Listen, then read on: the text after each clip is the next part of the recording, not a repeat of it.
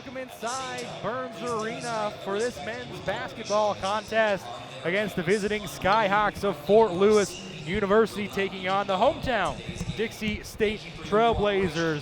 Grayson Ball alongside Mike Olson, bringing you this one about 2.5 minutes away from tip-off. The Skyhawks come into tonight's contest 9-10 overall in the season and 4-9 in the RMAC, led by a 6'5" senior forward from Rock Island, Illinois, and Markel Beasley at just over 17 points per game. Mike, obviously, as we jump into the Dats Trucking pregame show quickly, what do the Trailblazers got to do to shut down Beasley? Well, Beasley's a very strong post, and a lot of their offense goes through Beasley, either inside or outside.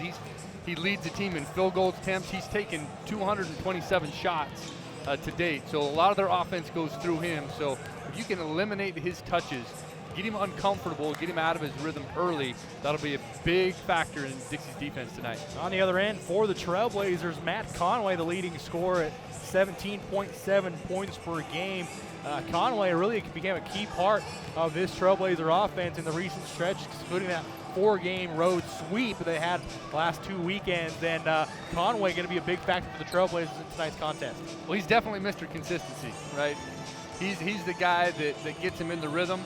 He's the guy they look to early in the game to get things going, and Matt Conway does a phenomenal job of getting to the free throw line and being patient, letting the offense come to him. So you're right on there, Grayson. It's going to be important for him to get a good start and get established very early. Should be a good one. Should be a high-scoring game. Both teams averaging over 70 points. Looked for a high-scoring affair in this one. 74 points per game for the Trailblazers compared to 77 for the Skyhawks. RMAC Conference Tournament implications on the line for this one, at least for the Trailblazers, sitting in that 8th spot as we go forward. A crucial victory tonight could help them in that stretch down the stretch. As we go into our Mountain America, our Lonnie Boys Barbecue starting lineups.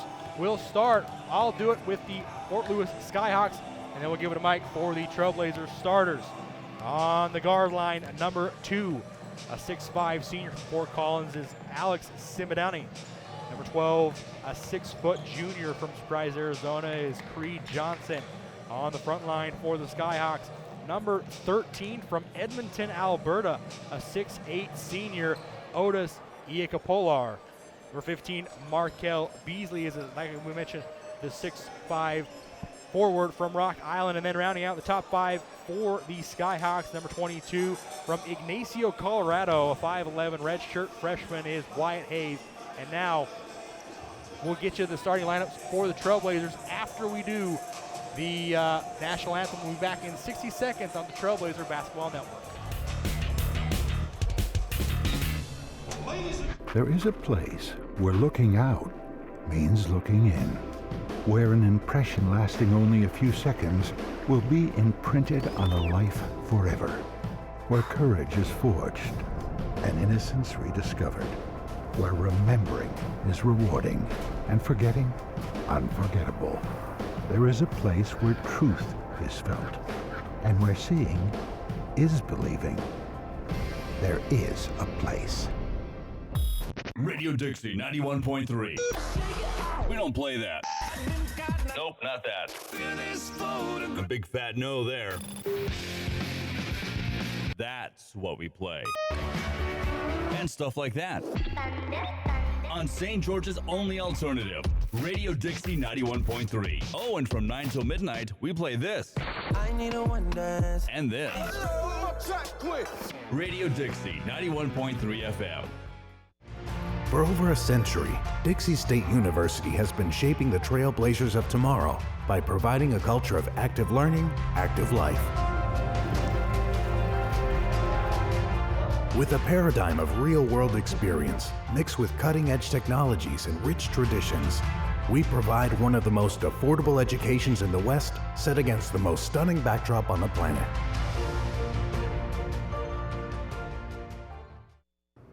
Hey, I ordered a large veggie with garlic herb crust. Veggie? I thought you were more of a meat-eaters man. Oh, I am, but now I can do both. Look, flavor patch. How does that work? What happens when that's gone? I've got Howie bread strapped to my legs. Flavor fanatics love us because we make our dough fresh daily and have meal deals for any budget. Hungry? Howie's! Flavor fanatics welcome.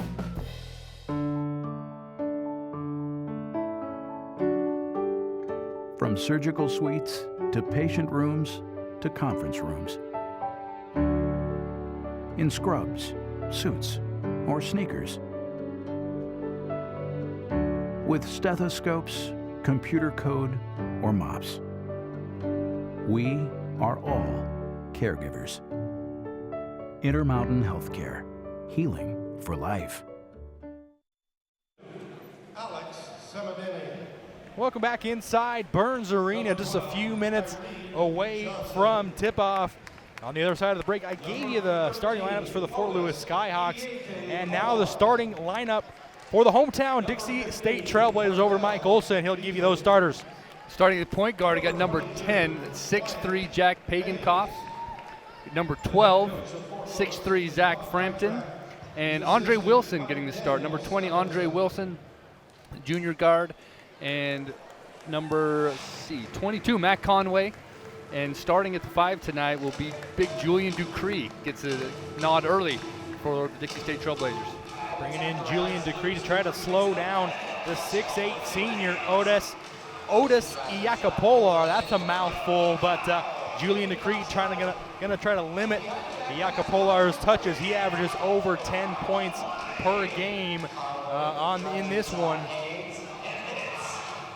And Trailblazers coming to this matchup, like I mentioned, 7-6 in that 8th slot in the Rocky Mountain Athletic Conference. We'll try to keep you up to date with scores from around the conference and throughout tonight's matchup.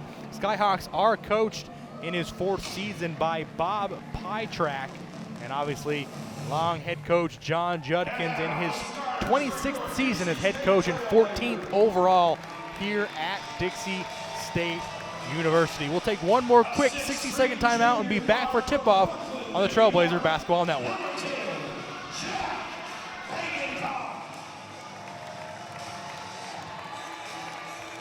A 6'3" sophomore guard from Highland, Utah. Number 12, Zach Frampton. A 6'3" junior guard from Moreno Valley, California. Number 20, Andre Wilson. A 6'7" junior forward from Chandler, Arizona. Number 22, Matt Conway.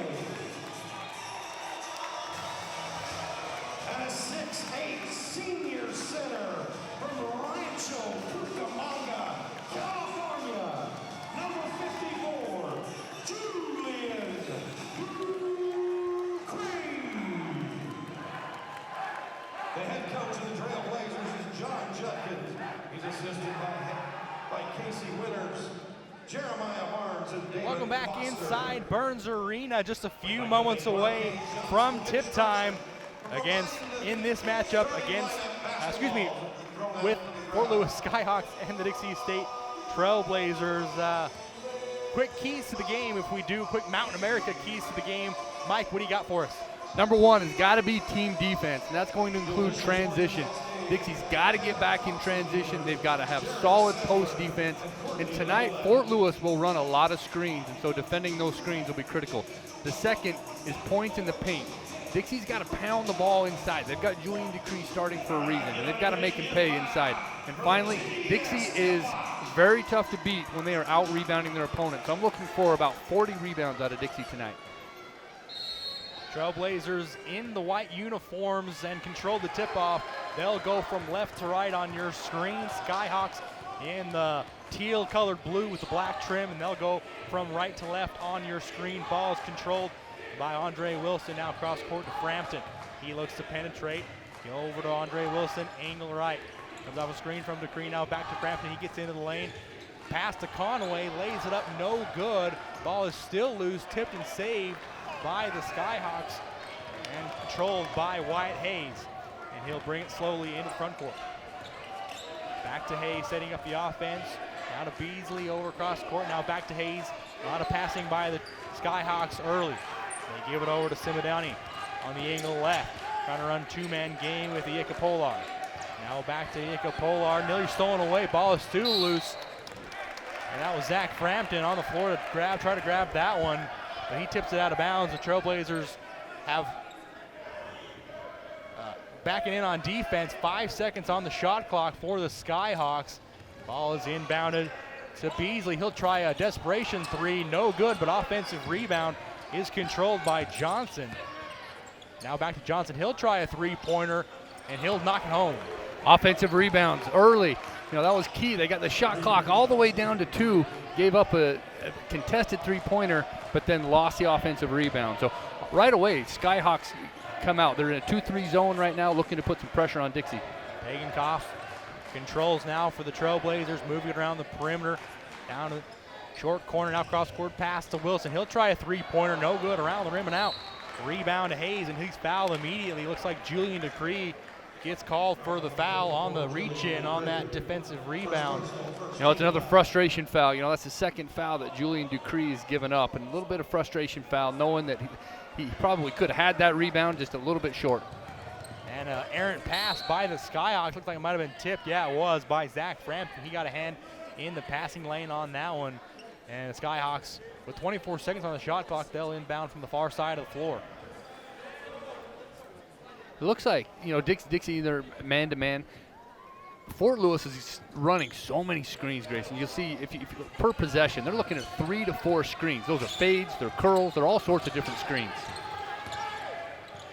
Jack Pagankoff playing good defense as Alex Simidani's 15-foot jumper is no good. Pagankoff gives to Zach Frampton on the angle right. That one was blocked. Might have been a goaltending shot. It was off the backboard already. Don't call it. And then break transition.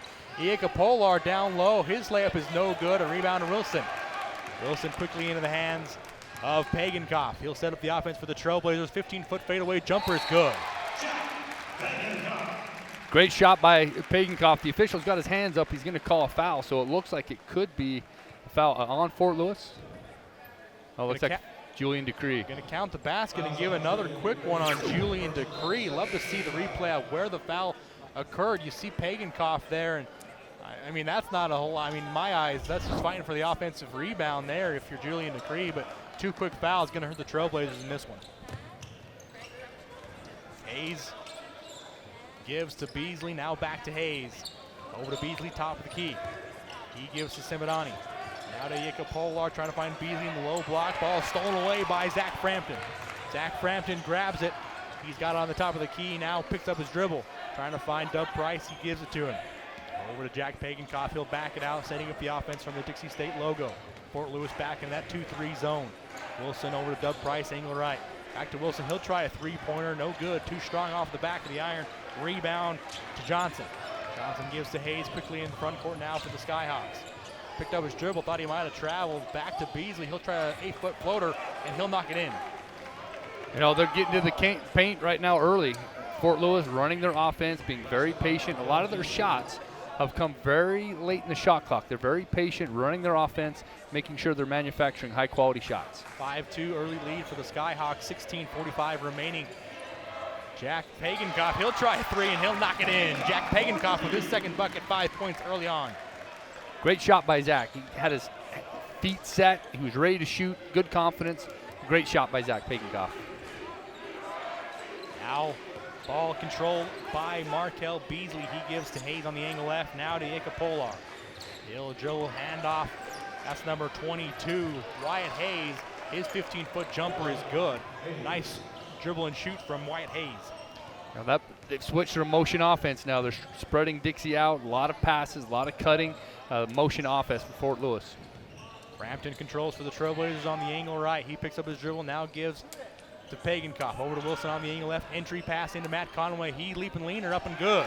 He'll knock that one in on the entry pass for Andre Wilson. That's exactly what Matt Conway does best. He waited for the ball. He read the defense. He knew that he could use his right hand, get a good-looking hook shot inside, and that's exactly what he does best.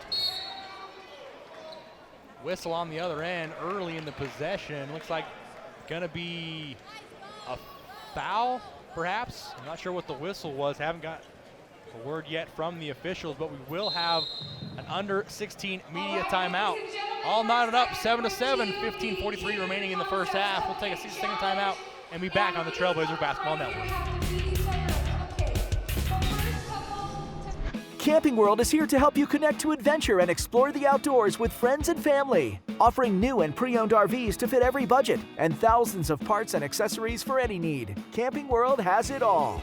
With over 130 supercenters nationwide, you're never far from America's #1 RV dealer, no matter where your adventures take you. Whether you need an RV, parts, or service, Camping World is here to help you every step of the way. Visit Camping World in St. George or shop campingworld.com today.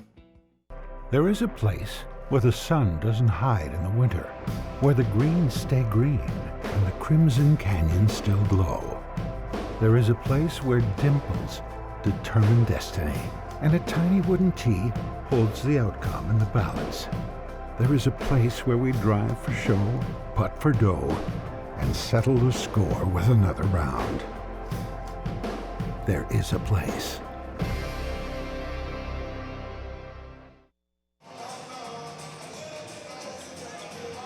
Welcome back inside Burns Arena. 4 minutes, 17 seconds gone off the first half clock. Trailblazers knotted up with the Fort Lewis Skyhawks, 7-7. Skyhawks will have possession in front of the Trailblazers bench, right in front of us, actually, Mike, as they inbound Wyatt Hayes. And Hayes will control it on the angle right for Fort Lewis. Dribble handoff with Johnson. Now back to Hayes in the right corner. Over to Iakapolar. Around the perimeter to Hayes. Back to Johnson. He'll try a three-pointer. No good off the front of the iron. Rebound to Frampton, but tipped out of bounds. They say last touched by Zach Frampton. And the Skyhawks will regain possession. Another 30 seconds on the shot clock. Dixie did exactly what they wanted to defensively right there. They forced Johnson to take a deep three-pointer off balance. Unfortunately, they just couldn't get the rebound. Wyatt Hayes quickly jump shot off the inbounds pass. That was Alex Semidani, and no good off the back of the iron. Quickly into the front court now for the Trailblazers. An entry pass for Dub Price, and he lays it up and in. Great transition bucket there by Dixie, getting the ball out quick, getting it up the floor, and Dub Price running the floor exceptionally well. Now an errant pass on the other end, a bad one by Khalid Johnson. He throws it out of bounds, trying to find Alex Semidani. And the Trailblazers get the ball back. 15:04 remaining, and they take a 9-7 lead early on in this ball game. It's been a fast pace, right? Both teams are flying up and down the floor. There's a lot of energy. Right now, Fort Lewis going with a little bit smaller lineup. They do have Semidani in along with Brendan Boatwright, who checked in.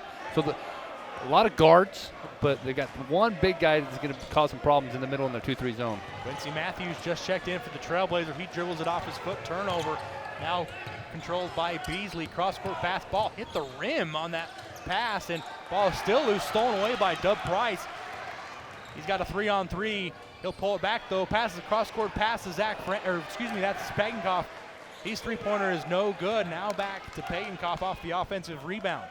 He'll set up the offense for the Trailblazers from the Dixie logo.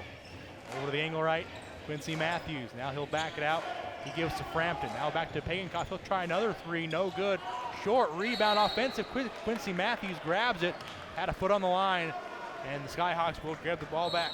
Well, Grayson, I don't think Coach Judkin's too pleased with his offense right now. It looks like a lot of the shots that they're taking are early in the shot clock, shots that you can get later on anytime you want. It looks like they're shooting those a little bit too early, a little bit anxious. I think they're guys trying to get things going and find the rhythm, but just not settling into their offense. You know, Fort Lewis is playing a 2-3 zone, and Dixie's taking a lot of three-point shots. They haven't been able to get the ball inside and work it inside out. Skyhawks now on the other end, A.J. Sparks. He gives to Whitman, now back to Beasley. Going back now over to Sparks. Top of the key, he now fades to his left. Pass entry, trying to get it into Boatwright. And that one was knocked out of bounds by Quincy Matthews. The Trailblazers now sitting back, trying to play defense with 7 seconds remaining on the shot clock. Skyhawks to inbound. Going to be Sparks, gives it to Boatwright. Cross-court pass to Beasley. He's got 2 seconds to shoot it. Tries to penetrate, gets it up, but a foul is called right at the shot clock buzzer Would have been interesting to see if they would have allowed that basket to go had he got it off, but called for the foul is Cameron Chatwin, and Beasley will go to the line for 2.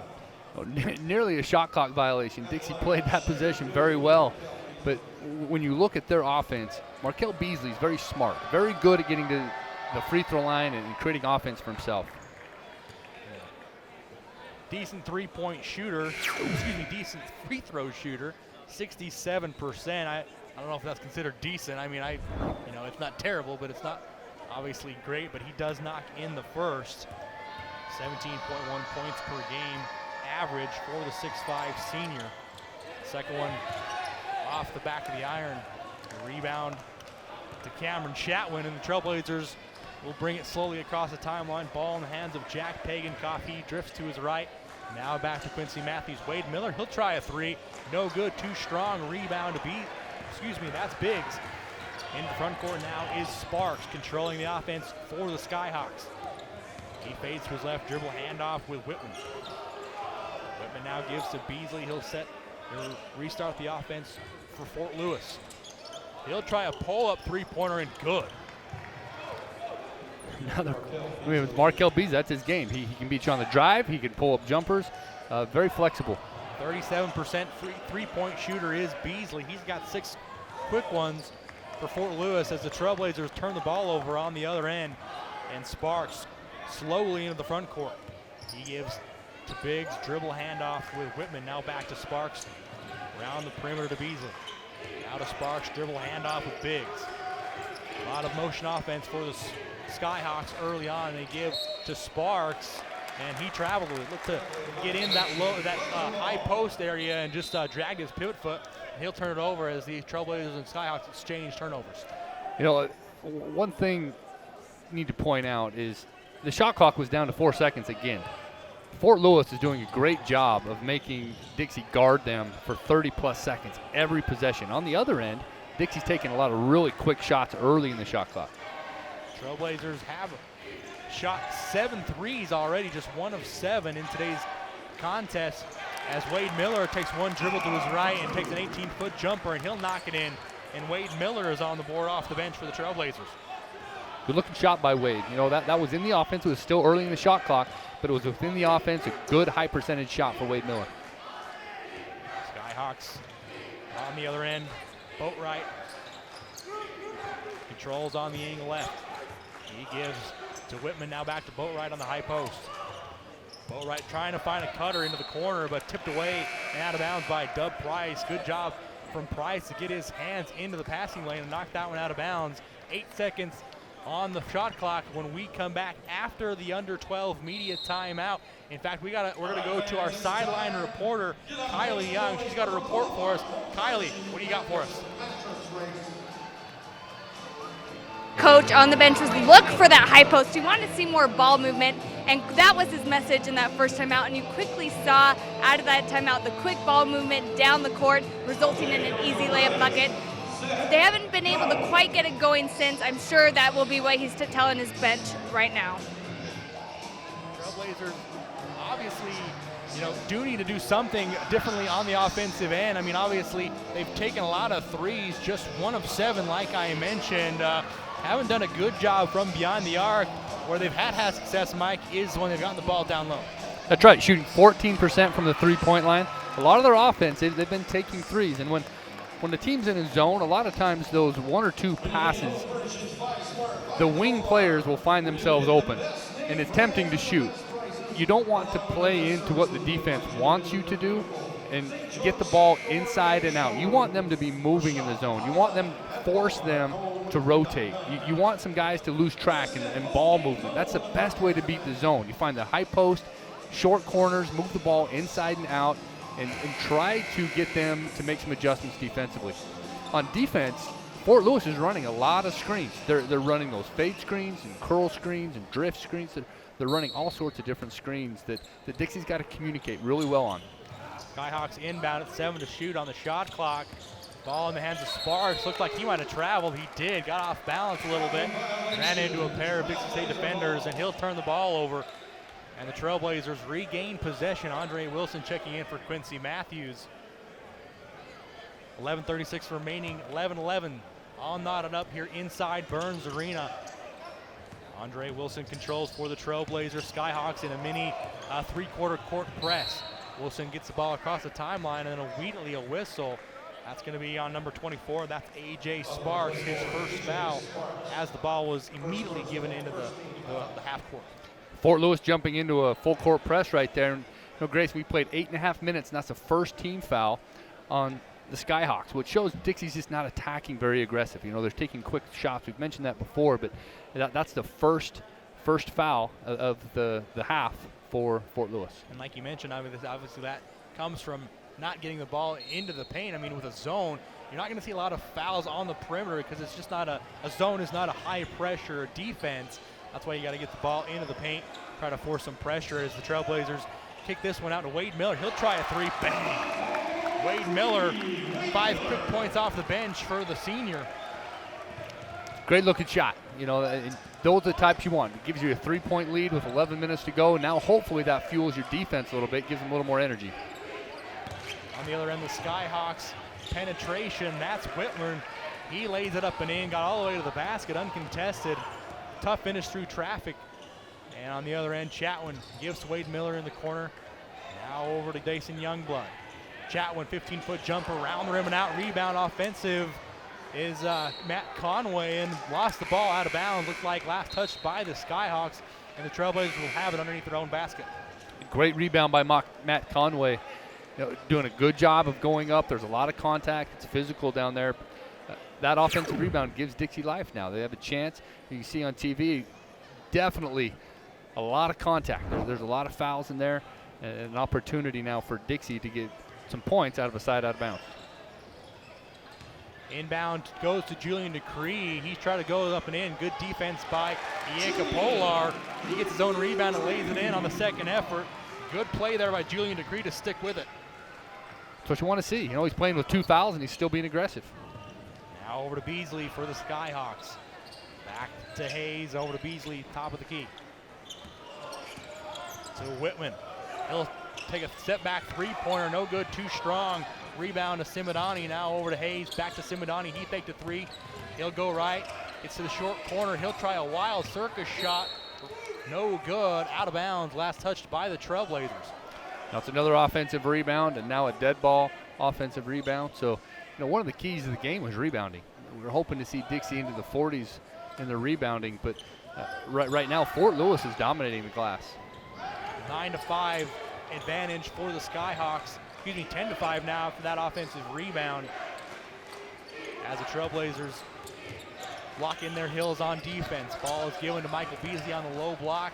Entry pass to Simadani is tapped away by Andre Wilson. 6 seconds to shoot. We've seen this a lot of low shot clock situations for the Skyhawks, and they haven't really been able to execute other than one on a foul call that was right at the buzzer as they inbound it to Beasley. He'll try to penetrate. Gets a little arm down into Dason Youngblood. He's called for the travel. Yeah, it looked like he just got his arm down and his momentum carried him forward. You'll see here, try to create some space, and there's where the travel was called. Dason Youngblood controls for the Trailblazers on the other end. He gives to Wade Miller, angle right, high pass controlled by Matt Conway. Ball is tipped away and stolen by the Skyhawks. Hayes running the fast break for Fort Lewis. He'll pull it back now, gives to Simadani. Down into the low block to Beasley. He'll take a 15-foot fadeaway jumper. No good. Rebound to Julian Decree. Dason Youngblood now controls. Try to split 2 defenders. Kicks out Andre Wilson. Wilson back to Youngblood, setting up the offense for Dixie State. Over the angle right. Wade Miller. Entry pass to Decree. Andre Wilson. He'll try a three-pointer. No good. Too strong. Rebound might have been touched by the Skyhawks. Instead, they say last touched by Dixie State. And Fort Lewis will regain possession. Dixie doing a good job, up 16-13, 9 minutes to go. They're starting to settle in on their offense. They're being more patient with their offense and using that zone offense to break that zone. Playing good defensively in the last few minutes as well since the under 12 media timeout. Hayes, he'll give to Whitman. He'll drift to the angle left, now gives to Simadani. Simadani kicks out to Beasley. He'll shoot a three. No good. Too short.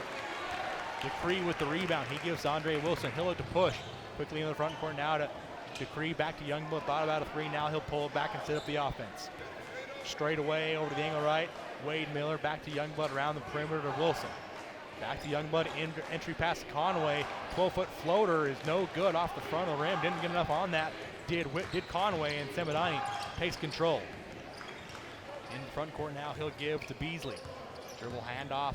No, fake the dribble handoff. Beasley now gets into the short corner, trying to work on Matt Conway. Hook shot jumper over the left shoulder is good from Markel Beasley. Well, we talked about he's the guy offensively, and he's a very good one-on-one player. Very good in the low block as Wade Miller entries this one into Matt Conway. His layup is no good. Touched about every part of the iron before falling out, but he is fouled, and he will go to line for 2 free throws as they give the foul to Otis Iekapolar, his first, as we go to the under 8 immediate timeout. Trailblazers lead this one 16-15. Matt Conway will be on the line shooting 2 free throws when we return in 60 seconds on the Trailblazer Basketball Network.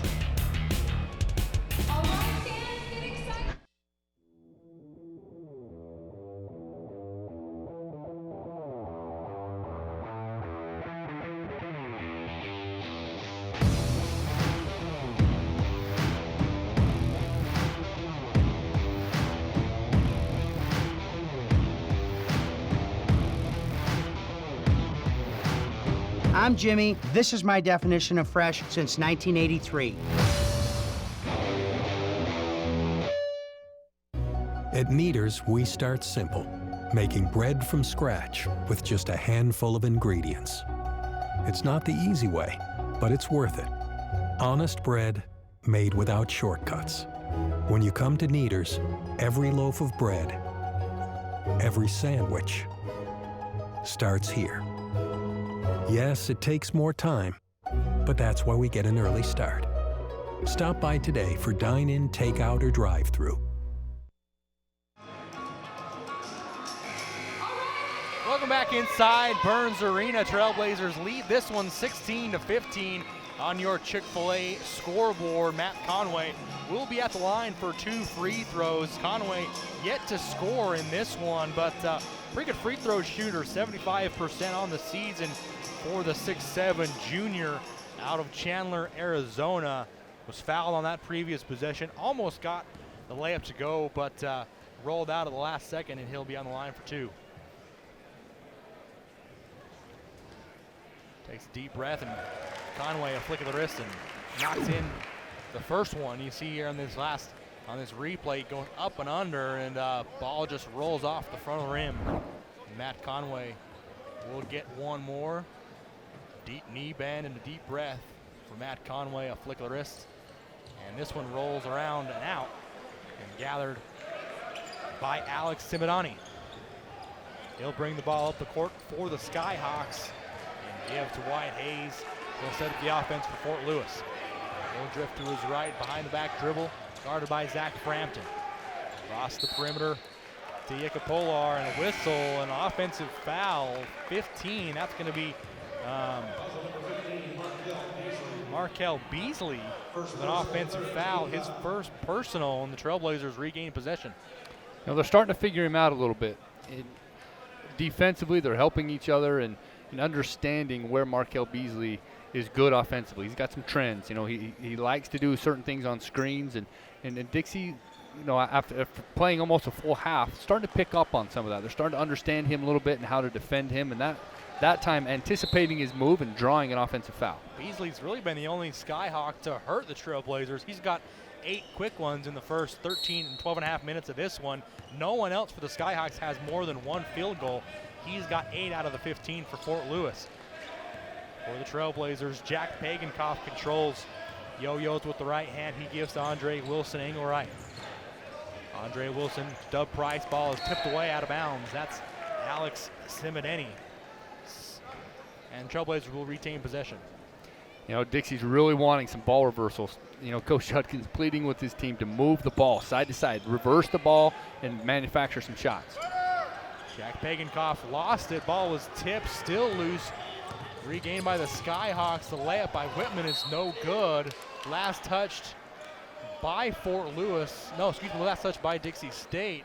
Thought they might have given the ball to the Trailblazers there, but last touch looked like off the hands of maybe Dub Price. Instead, Fort Lewis would trigger the inbound from their own basket. Inbound pass goes to Johnson. He'll try a three-pointer and he'll hit it. Catch and shoot, deep three out of bounds play underneath. You know, the guard just up top. Didn't think that was going to be an option. He was so far away they were going to let that pass go, but Johnson caught and shot and nailed it. Creed Johnson, his second three-pointer of the game. He's got 6 points on 2 buckets. As Jack Pagankoff gives to Wilson, now into Matt Conway on the low block. His layup no good, creeps off the front of the iron. And out of bounds, last touched by Conway. Tough goal for Matt Conway last couple of possessions. Had some easy looks right there at the rim, and on normally buckets that you don't think would fall have just creeped off the iron. And the Fort Lewis Skyhawks will retain possession. Alex Semideni controls for Fort Lewis, guarded by Jack Pagankoff. He drifts to his left. Now over to the left corner. Three-point shot is up, no good. Off the front of the iron, that was Creed Johnson. That was a little bit of a heat check three, if you will. The last touch by the Trailblazers out of bounds. Well, Creed Johnson's hit 2 threes. For the year, he's shooting 26%. So he's feeling pretty good right now, feeling like he's got a shot. He'll try another one, and he'll hit another one. Three-pointer is good. Creed Johnson, like you mentioned, not a great three-point shooter, just 13 of 73 coming into today's contest, but he's got 3 quick ones, and all of a sudden he's leading all scorers with 9, and immediately a timeout by Coach John Judkins. Yeah, he's not happy with the defensive effort. You know, when a guy hits 1 and he's shooting 26% on the year, you make an adjustment, right? You know, okay, he hit 1. He hits another one. Now you've got to start really playing him different. Make him dribble. All 3 of those that he has shot has been to catch and shoot, and he's in his rhythm. And so Coach Judkins, I'm sure, right now is letting his team know you've got to KYP. You know your personnel and understand that he's hot and he's shooting catch and shoot jumpers. Make him dribble, make him put it on the floor and do something different. Trailblazers obviously a quick run by Fort Lewis on an extended run. Make it a 6-1 run for Fort Lewis as Matt Conway tries to find Dub Price on the low block. Ball is stolen away and controlled by Alex Semideni. He'll bring it across the timeline, gives to Markel Beasley. Back to Semideni, top of the key, across the perimeter to Johnson. Johnson holds, and now finds Beasley, guarded by Andre Wilson. Over to Whitman. Whitman gives to Iakapolar, 5 to shoot. Good defense by Andre Wilson and a foul. Wilson called for the blocking foul. Initially good defense, but you see there kind of just was riding him a little bit there. Pretty good call. That's a good call by the referee. Wilson riding him there with the right hip, and a fresh 20 seconds on the shot clock for Fort Lewis. Well, the ref telling him that he was impeding his progress. And Dixie State bench pleading for an out-of-bounds call. They had a good look at that one right on there in front of their own bench, but no whistle from the referees. Down in the low block to Markel Beasley. That's where he's so good, and that's what he does best. He lays that one up and in for 2. Another crafty move by Markel Beasley, one-on-one. That time using a spin move to get back to the middle where he's comfortable right there in the lane. Andre Wilson, he'll try to penetrate, is cut off by Beasley. Back out to Pagankoff. He's fouled at the perimeter. No, they're saying go in the other direction. Offensive off Jack Pagankoff. He looks like he pushed off, and the referee's got him for a foul. You know, it's hard because they just called the foul on Dixie for impeding the progress, and that's the same type of thing right there. There's a lot of contact, very physical guard play going on right now, and the ref's trying to tighten it up, and it's hard for players to try to make that adjustment. Iakapolar dribble handoff with Semideni. He spins to his left, layup is no good. Good defense there for the Trailblazers. Jack Pagankoff quickly into the front court now. He hands off to Dub Price. Now into the corner, three-pointer by Frampton. No good, too strong. Frampton goes to get the offensive rebound, can't do it. Ball in the hands of Creed Johnson. He throws an alley-oop to Iakapolar. Can't control it, and the Trailblazers regain possession. Up and down we go. Jack Pagankoff trying to penetrate, and he's fouled. You know, it's with 4 minutes and 22 seconds to go. You know, Dixie's they've seen their lead disappear. Now they're down 6. you can see their body language are just frustrated. They need to finish this half strong. They really need to regroup and just take a deep breath. But right now I think they're trying to force a lot of things offensively and defensively. They really need to just slow things down just a little bit, regroup, and use this next 4 minutes. They've got a timeout coming in just 22 seconds, dead ball after the 4-minute mark. They got to regroup, get back to what they were doing when they got the lead, and that's patience on offense and then team defense, transition, stopping the ball, and understanding and communicating on the Markel Beasley. Inbounds pass goes to Matt Conway. He'll try a layup, and he's fouled immediately. A good out-of-bounds play for the Trailblazers. Foul is calling Alex Simideni, and Matt Conway will go back to the free throw line. No, I'd love to see a replay on that. It looks like somebody slapped the backboard. You know, if they're slapping the backboard, you could easily call a goaltending there. So wondering if that was not a goaltending on slapping the backboard. It looked to me like they were contesting it and somebody slapped it. First free throw from Conway is good. He's got 2 points. Here's the replay. You see the entry pass goes to Conway. The foul there by Simideni. Yeah, it looks like Wyatt Hayes might have got up there and knocked the glass. Nobody's perfect. They're going to miss some. Yeah. Conway's second free throw is good. He's got 3 points, and the Trailblazers have cut back into the lead. 23-19. Trailblazers on the losing end of this one so far. 4:15 to go. Ball is controlled by Simideni. He dribble hands off with Kevin Biggs. Now over to Molina. Just checked into the ball game. A three-pointer by Boatwright. No good. An offensive rebound and a foul immediately. Excuse me, that was Boatwright on the rebound, and he'll go to the line for 2 free throws. Another offensive rebound. You know, if you're going to chip into this lead and make some progress, you can't give Fort Lewis second chance buckets. Free throw rims out for Boatwright. It was Brendan LaRose on the three-pointer, 33 and 32. Sometimes at the angle we have, we don't have the greatest angle. 33 can look like a 32 and vice versa. So it's Brendan LaRose on the three-point attempt, and then the offensive rebound to Brendan Boatwright. Both Brendans as well. So you can understand how I was confused. Boatwright's second free throw was up and good, and he's on the board for the Skyhawks. 4 minutes remaining. 24-19, Fort Lewis leads. Jack Pagankoff across the timeline. He controls the offense for the Trailblazers. Three-pointer up from Wade Miller, no good, but Matt Conway gets the rebound, and he lays it up and in. Matt Conway finally gets a layup to go, but no foul on the bump. A lot of contact. Matt Conway doing a very good job of using his body to absorb the contact, keep his balance, and score. Low block, Boatwright. Little hook move is good, and he'll put his first bucket in as well. He's got 3 off the bench for Fort Lewis. Jack Pagankoff now gives to Wade Miller. Back to Pagankoff.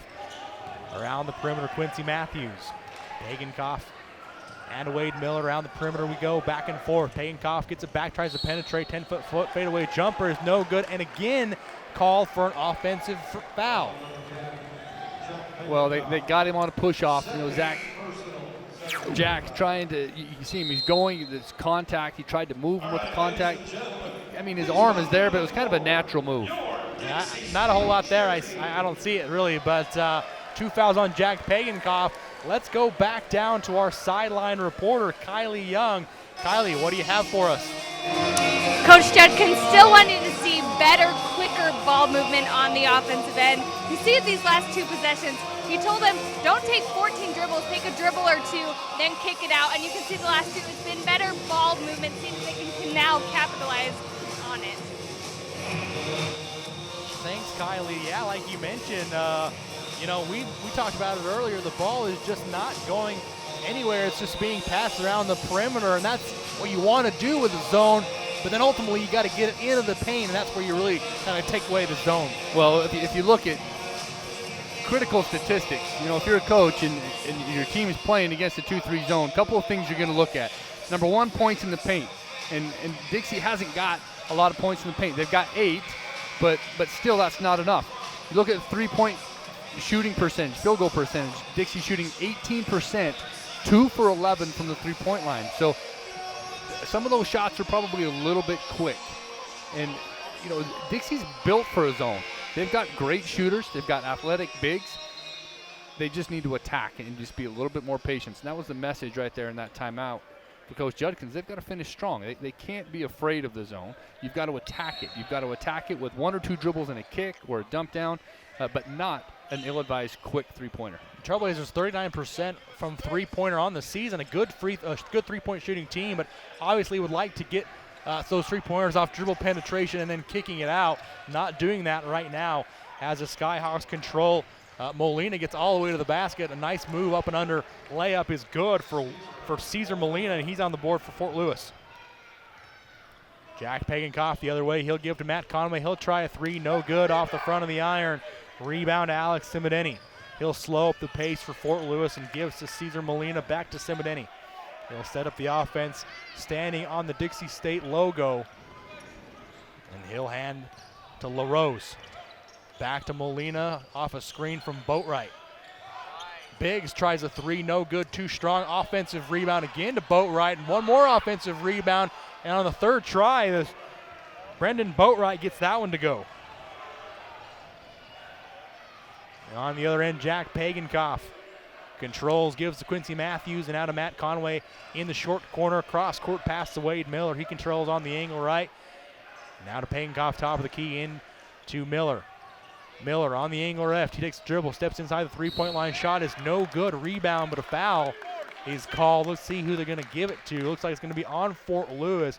Going to be against Brendan LaRose, his first, and the Trailblazers will inbound from underneath their own basket. Quincy doing a great job of crashing the rebounds right here. You see him go up and get positions. Dixie being out-rebounded right now, 19-11. So you want to see some of that energy coming off the bench, and Quincy doing a great job of going after some of those offensive rebounds. Inbounds pass goes to Dub Price. Now back out to Pagankoff in the right corner. Back out to Wade Miller. Thought about a three. Now takes a step inside.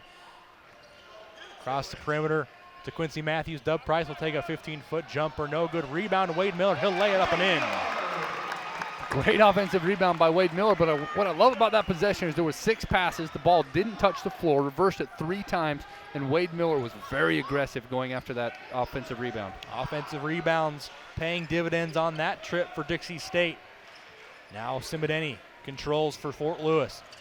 Wild pass gathered in by Boatwright. He'll try a 12-foot jumper. Long rebound out to Pagankoff. He'll want to push the pace. He gets a whistle and a shot. Looks like they're going to wave off the shot. Going to be called on the ground. Going to get Kevin Biggs for the foul in transition against Jack Pagankoff. And we are in the bonus now. That's the 7th personal foul. 7th team foul. First personal foul against Kevin Biggs. And Jack Pagankoff will go to the line to shoot 1-1. Looking to cut into this 7-point deficit with 1:17 to go. Fort Lewis holding a 7-point lead, 30-23. You want to see Dixie cut into that lead a little bit before halftime. Front end of the free throws is missed and gathered in by Fort Lewis. Free throws becoming an issue for the Trailblazers early in this first half. Beasley gives to Molina. He'll set up the offense. Under a minute remaining in the first half. Beasley over to the angle left. Alex Simideni. Now to Iacopolar. He tries to get it into the Beasley on the low block. He does. Beasley squares up. Now gets into the paint. Fakes right. Goes left. And no good. His layup came off the rim. Last touched by the Skyhawks. And the Trailblazers will have it. 44 seconds remaining. 44 seconds to go, like you said, 30 seconds on the shot clock. You've really got a time and possession here. Get a good look, get a good basket. Quincy Matthews gives to Zach Fragenkoff, taps his head, indicating the play the Trailblazers want to run. Dub Price, nice look into Julian Decree, but layup is no good from point-blank range. Roll around the rim, and a whistle. It's going to be out of bounds. Last touched by the Skyhawks. A good break there for the Trailblazers after Decree missed a point-blank, wide-open layup. Yeah, he'd love to have that one back. There wasn't anybody around him. Maybe he was too open. Maybe he was expecting contact, as physical as it's been, but missed an easy chance to go 2 for 1 right there. If he would have scored that bucket, the Dixie Trailblazers would have had another possession with a 2 for 1. 27.9 remaining on the first half. Game clock. Out of bounds play. Gets the ball back to Decree. Lost it briefly. Gets it back. Dub Price now dribbles baseline. Lays it up and in. Good move there by Dub Price. Great move. solid move, baseline, and it's exactly the way they drew that up. Wanted it right out of, that out of bounds play underneath. Great design, great execution. Trailblazers call a quick 30-second timeout. We'll keep it right here. As a reminder, timeouts brought to you tonight by Catering Concepts. Trailblazers trail this one 30-25. As you see the nice move there by Dub Price. Drove to his left onto the baseline and laid that one up and in with the right hand. 16 seconds remaining. Obviously, you got it back within 5. You got to play one more defensive possession. You'd love to go in, getting a nice stop on defense and have maybe some momentum going into the second half, right, Mike? Exactly. You've got to build on it somehow. You don't want to give them an easy look. With 16 seconds to go, Dixie's going to try to slow them down full court. Keep it out of their hands, the guards' hands, and do their best to slow Fort Lewis down. But you got to be careful. You don't want to foul. You don't want to do anything stupid. Just play them straight up and no offensive rebounds. Skyhawks are in the bonus now. Next foul would be one-on-one. Trailblazers hope to avoid that ball in the hands of Whitman. 5 seconds to shoot. He gives to Semideni. 2 seconds now. Back to Whitman for 3. He'll shoot it and he'll knock it in. Will Whitman at the buzzer. A fadeaway three-pointer will give the Skyhawks an 8-point lead going into halftime. 33-25. Just what we said, exactly what you didn't want to have happen in that last possession. They did a great job of keeping the ball out of Markel Beasley's hands. They knew that's where they were going. They did a great job there, but they just forgot about Whitman, who's a 50% three-point shooter on the other side. Let's go down to Kelly Young with Coach Judkins. The adjustments do you want to see made? Well, we just got to rebound the ball. We've had balls hit us right in the hands. We don't grab them, and then it gives them second, third shots, and then they make them. So our defense is good. We just got to make sure we hold them to one shot.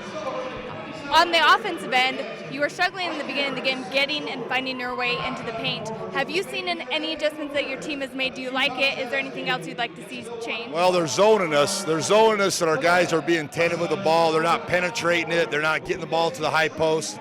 That's how you got to attack a zone, is by penetration, either by a pass or by a dribble. And all we're doing is passing it from side to side. And if you do that, it's easy to match up, and that's what they're doing. So we'll make some adjustments right now and be ready for that. We just gotta play and rebound the ball and get out and run. All right, thanks, Coach. Good luck.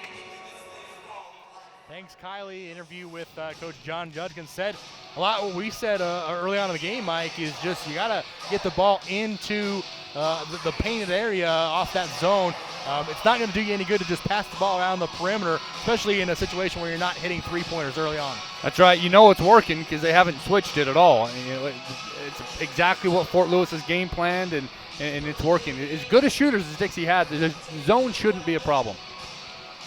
Trailblazers down 33-25 at the end of the first half. We'll take a 5-minute timeout and be back for the Info West halftime show. 5 minutes and we'll be back on the Trailblazer Basketball Network.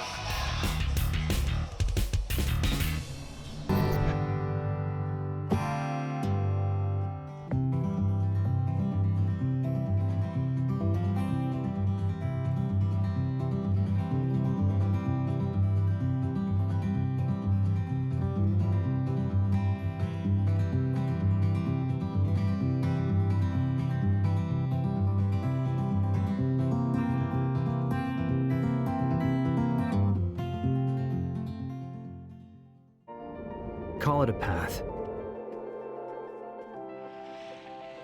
or a way through. It can be arrow straight, or have twists and turns. It's life's financial journey, and Mountain America Credit Union is here to guide you every step of the way. With timely advice and affordable products, this is your journey. Let's begin together. We're Mountain America, guiding you forward.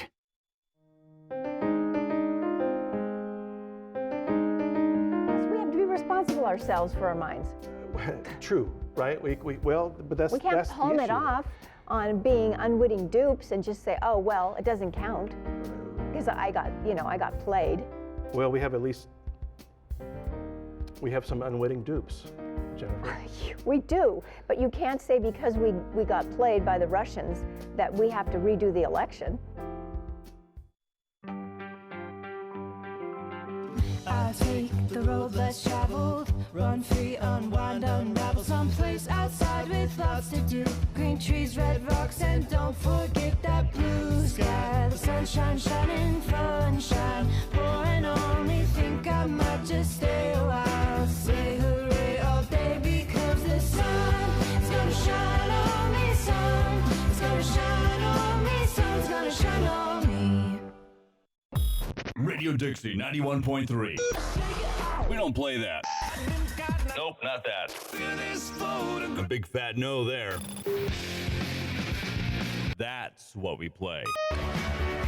And stuff like that. On St. George's only alternative, Radio Dixie 91.3. Oh, and from 9 till midnight, we play this. I need a one dance. And this. Radio Dixie 91.3 FM. There is a place where rocks bleed and nature blushes on a battlefield green with envy, where dimples determine destiny and a tiny wooden T holds the outcome in the balance. There is a place where friends are opponents and opponents are friends, where the prize is elusive, the conquest is captivating, and the score isn't settled till the drinks are down. There is a place. Okay, we are inviting you to join us for Talking Point Live. Coming to you, not necessarily live, but tape delayed on the Community Education Channel at 9:30, 12:30, and 4:30 daily, from what I understand. But you can also pick it up on our Facebook page at facebook.com/talkingpointlive. And respond to us, right? Please, on let Facebook. us know, because it's important to understand not only how our conversation is going, but maybe how is it affecting you at home as well, all right? Eric Young, Jennifer Kohler. Talking Point Live, we'll see you. Where do you find the titans of classical music in St. George?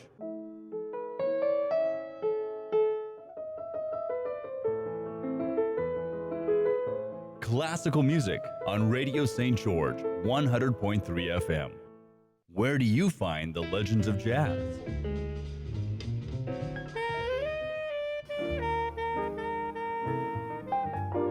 Evenings on Radio St. George 100.3 FM. There is a place where young and old make connections, where kids feel like grown-ups, and grown-ups feel like kids. There is a place where beauty arises in contrast, where wonder is universal, and laughter second nature. There is a place where friends find a future, families find each other, and feelings find their home. There is a place. For over a century, Dixie State University has been shaping the trailblazers of tomorrow by providing a culture of active learning, active life. With a paradigm of real-world experience mixed with cutting-edge technologies and rich traditions, we provide one of the most affordable educations in the West, set against the most stunning backdrop on the planet.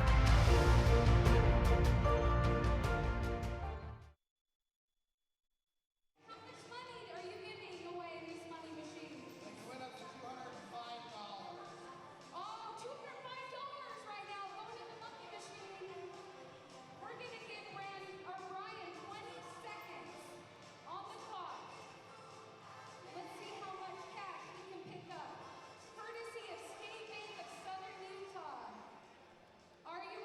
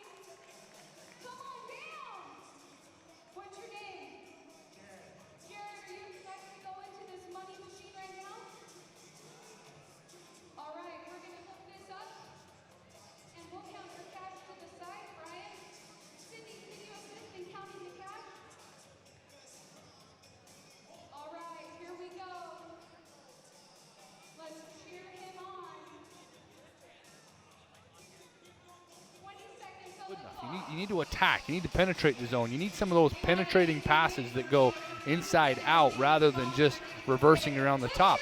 Fort Lewis is doing a good job of extending the defense out a little bit, making Dixie take deep threes, and then they're killing them on the rebounds. I mean, we're looking at offense or defense rebounding totals. Fort Lewis out rebounding Dixie 23-16 with 9 offensive rebounds. As far as the first half stats go, Fort Lewis goes 13 of 30 from the field, 43%, and really did a good job from downtown, 5 of 12 from behind the arc, 41.7% for the Skyhawks. Like you mentioned, out rebounding the Trailblazers 23-16.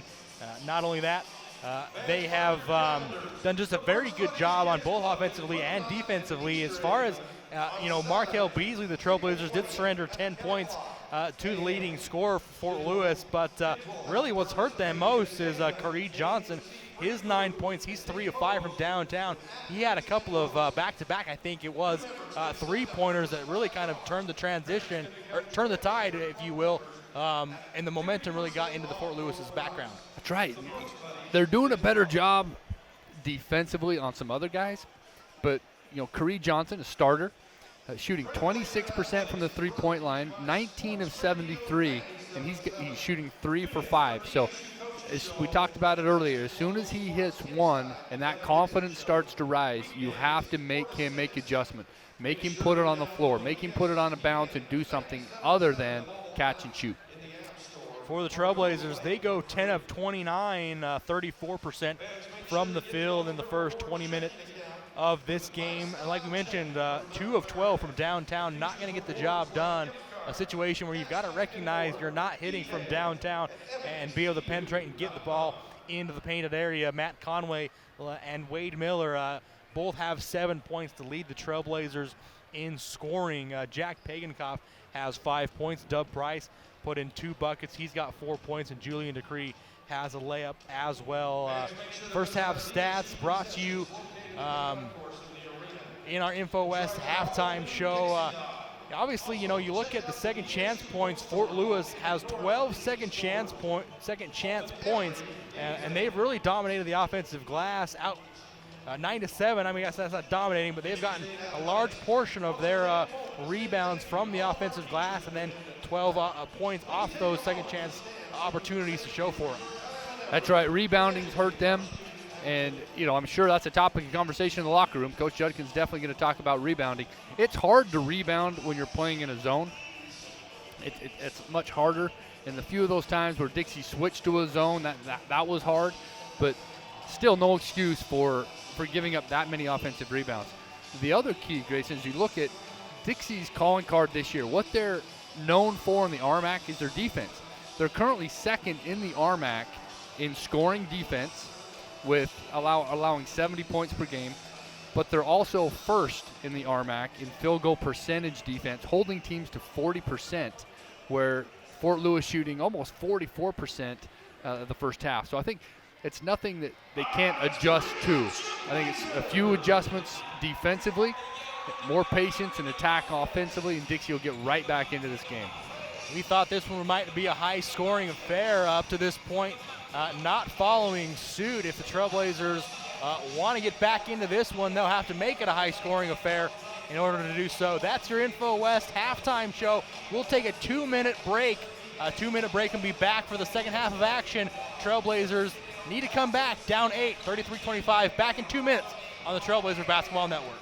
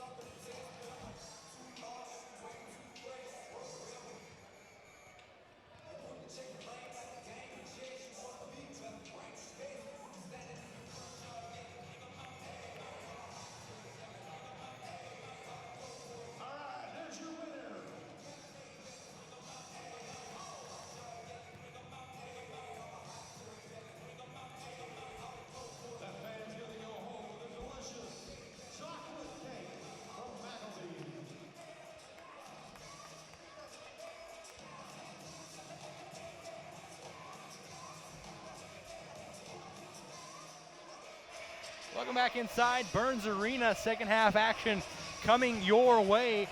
Fort Lewis leading this one 33-25. Mike, let's revisit our keys to the game, brought to you by Mountain America. What do you got for us, Mike? Well, we talked about team defense. Dixie's giving up 43%, not doing a very good job finding the shooters. Certainly some work to be done in their transition and talking on some of those defensive assignments through screens.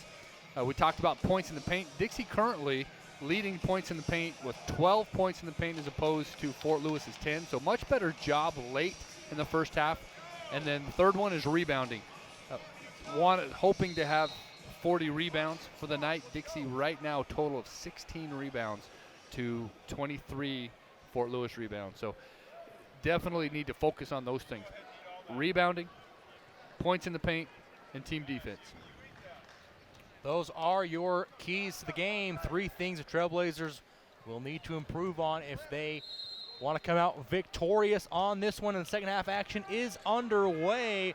And an errant pass right off the bat from Alex Simideni. Looked like he was trying to find Wyatt Hayes, and pass was too tall and throws it out of bounds. Jack Pagankoff now the other direction for Dixie State. He'll set up the offense. Gives the angle right to Andre Wilson. Now into Julian Decree. Nice play by the Trailblazers. Julian Decree lays that one up and in. Exactly what they need to do to break the zone. You saw 2 passes, one inside and then a high-low pass. High post to short corner. Perfect zone offense. Well executed by the Trailblazers as Alex Simideni throws an alley-oop to Markel Beasley, and he throws it down. Well, that lob off of a back screen. Nobody talked on the back screen. There was no ball pressure on the pass. Good play by the Skyhawks as the Trailblazers come the other way with Andre Wilson. He gives to Decree. He tries to go up and dunk it. Ball is stripped away, gathered in by Wyatt Hayes, and he'll run the fast break for the Skyhawks, and a block from the backside from Julian Decree. Ball is back out to Johnson. He'll try a 3-pointer, no good. A rebound to Matt Conway. Jack Pagankoff into the front court, gives to Wilson, now to Frampton into the left corner. He stepped on the line, turnover. Well, Coach Judkins really urging his team to get the rebound out quicker and go. Great block by Julian Decree on the defensive end. Great help side defense, came over, a very hard block. Blocked it really hard off the glass. Great chase down block from the 6'8 senior from Rancho Cucamonga, California. Wyatt Hayes gives to Yeka Polar. Down to Beasley in the low block. He'll kick it out to Hayes. He'll try to penetrate, gets all the way to the low block. Dribbles off his knee, and the Trailblazers regain possession. No, that's 2 turnovers already for Fort Lewis. So Dixie's defense picking up a little bit. You're seeing a little more energy. Fort Lewis back in a 2-2-1 zone press. It's full court, trying to slow Dixie down. Nice pass from Pagankoff into Conway, but can't get the floater to go. A quick shot there, like we mentioned, on a good look, but Matt Conway can't get it to go as Wyatt Hayes creeps across the timeline for Fort Lewis. He'll set up the offense. He'll now drift to the angle right. He'll give to Simideni. Now over to Yeka Polar. Now to Johnson on the angle left. Back to Hayes. Runs pick and roll with Yeka Polar. He'll try to penetrate. Ball stolen away by Jack Pagankoff. He's all alone. Got to beat one defender. Lays it up and no good, but a foul. Alex Simideni was streaking down, trying to recover defensively, and he got Jack Pagankoff on the arm. Pagankoff unable to finish the layup, but will go to the line for 2 free throws.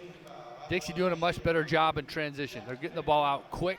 Zach Pagankoff doing a great job of just keeping the ball going all the way to the rim, drawing the foul. Very strong move in transition. Free throws tonight brought to you by Fabulous Freddy's as Jack Pagankoff knocks in his first. He's got 6 points for the Trailblazers. You see here, Pagankoff just reaches in his left hand and steals that one away from Yeka Polar, and then you see the foul there on the arm, and unfortunately Pagankoff not able to get the layup to go, but he will get one more from the free throw line. Thanks to Fabulous Freddy's bringing us their free throws tonight. Second one is up and good for Jack Pagankoff. 35-29, Trailblazers down. 17:45 remaining in the second half. Simideni has the ball, trying to get out of a Dixie State double team. Yeka Polar goes into the lane hard, and Julian Decree is there to draw a charge. Great defensive rotation. You know, Dixie's doing a much better job of communicating. You see Julian Decree step outside the circle, get his feet set, and take the charge right square in the chest. Well done. A good set of possessions from Julian Decree defensively after the block and the charge call as Jack Pagenkoff controls for Dixie State. Into Julian Decree, kick out for Zach Frampton, a three-pointer, bang! Zach Frampton hits his first points of the game, a three off the assist from Julian Decree. That was the inside-out game we were talking about earlier in the first half. That's where you want to get your threes, and that one gets to go for Zach Frampton. Great pass by Julian Decree. Semideni controls for Fort Lewis. He hands to Johnson, now in the hands of Markel Beasley. Back to Semideni. He'll drift to the angle left. Tries to throw a backdoor pass to Jacob Polar, tapped out by Julian Decree. He's played well defensively the last 3 or 4 minutes to start this second half, including the assist on the offensive end on the previous possession. 9 seconds on the shot clock for Fort Lewis. Again, Dixie hoping they can force a bad shot. Beasley on the angle left, picks up his dribble, 3 to shoot, now gives to Semideni. Fading jumper, no good, off the front of the iron. Quincy Matthews the rebound. Dixie State quickly in the front court. Zach Pagenkoff dribbles, penetrates, and laid up and in, but no, a foul call on Zach Frampton. Offensive foul. He passed it off to Matt Conway, who was left, who had a wide open layup. You see 3 defenders surrounding Pagenkoff, and he just couldn't keep his momentum from taking him in to the defender, and he gets called for the offensive foul. Well, when you're in transition like that and you've got the ball, you've got to be very careful not to jump and pass, because you can still pick up a charge by jumping and passing it. Great pass, but he lost control when he left his feet. Cesar Molina being trapped by Dixie State. Julian Decree tried to get a hand on that cross-court pass. Heavy pressure from the Trailblazers defense trying to force a turnover. 35-32, 16-20 remaining. And a whistle. No shot on the play. Going to be a foul on the Trailblazers. They give it to Quincy Matthews. That's his first. Second team foul. Less than 4 minutes gone in the second half. The Skyhawks will inbound it. Molina trying to find a cutter. Asked to do the outlet pass is Jacob Polar. Polar controls at the top of the key. He gives to Molina. Now to the angle right. Now back to Molina. Top of the key. Standing on the Dixie State logo. He gives to Semideni. Fakes right now. He'll step back, take a 3. Long rebound is controlled by Jack Pagenkoff. Quickly in the front court now. Dixie State looks to push transition. Matt Conway, good pass from Pagenkoff, and he'll lay it up and in. Great transition. Pagenkoff knew exactly when he got that rebound what he needed to do. He got up the floor, and Matt Conway, great job running the floor, knowing that he's got a point guard with his head up, looking to get his big guy the ball. Cesar Molina controls for the Skyhawks, and now in the hands of Markel Beasley. Back to Molina. Back to Beasley in this left corner. Trying to find a Jacob Polar on the little block, can't do it. Gives to Whitwer. He'll dribble, penetrate, and get all the way to the basket and lay it up and in.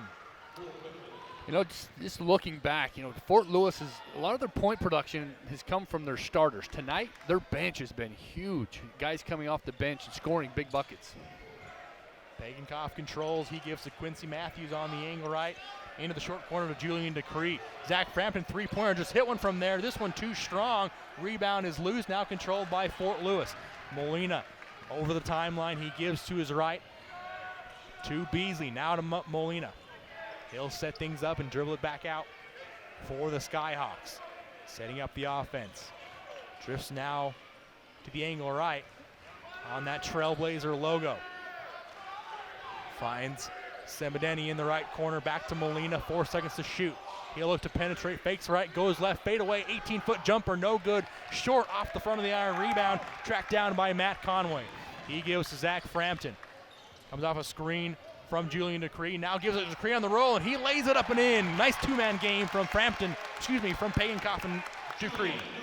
Heads-up play by Pagenkoff. You know, patient. He waited for the defense to commit to him. He knew he could see that play developing. He waited for the defense to commit to him, knowing that he's got Decree wide open under the basket. Trailblazers have cut the lead to just one, 37-36, 14 minutes to go in the second half. Whitman. His entry pass is stolen away by Pagenkoff. He's streaking down the sideline, now penetrates, kicks out to Quincy Matthews. His 15-foot jumper is no good off the back of the iron. Ball is loose, tapped away, but regained by Beasley. He'll drift into the left corner. Nearly stolen by Julian Decree. Still buried in that left corner. He'll dribble baseline. He comes up and under. No good. Rebound to Matt Conway. A good defensive play there by Julian Decree against the quicker Beasley. Frampton now gives to Pagenkopf. He'll penetrate. Kick out to Quincy Matthews around the perimeter to Conway. He fakes right, goes left. Ball is loose. Controlled by Quincy Matthews. Cross-court pass. Wide open three by Zach Frampton. Too strong off the back of the iron. Offensive rebound by Julian Decree. His layup is no good. Conway grabs the offensive rebound on the third effort. It's good to go. Yeah, it's a great way to get the lead back. 3 offensive rebounds. Great teamwork. You can see the energy momentum shifting a little bit. And that forces a timeout for Fort Lewis. A good run by the Trailblazers to get back into this when they start off on a 13-4 run to begin the second half. You see there the three-pointer by Zach Frampton. Julian Decree grabs a rebound. Matt Conway fighting hard, getting one more rebound, and lays that one up and in. We under 16-minute media timeout. We'll be back in 60 seconds on the Trailblazer Basketball Network.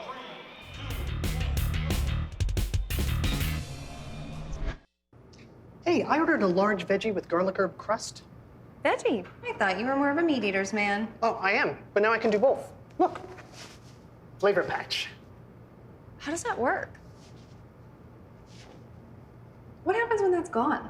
I've got Howie bread strapped to my legs. Flavor fanatics love us because we make our dough fresh daily and have meal deals for any budget. Hungry? Howie's! Flavor fanatics welcome.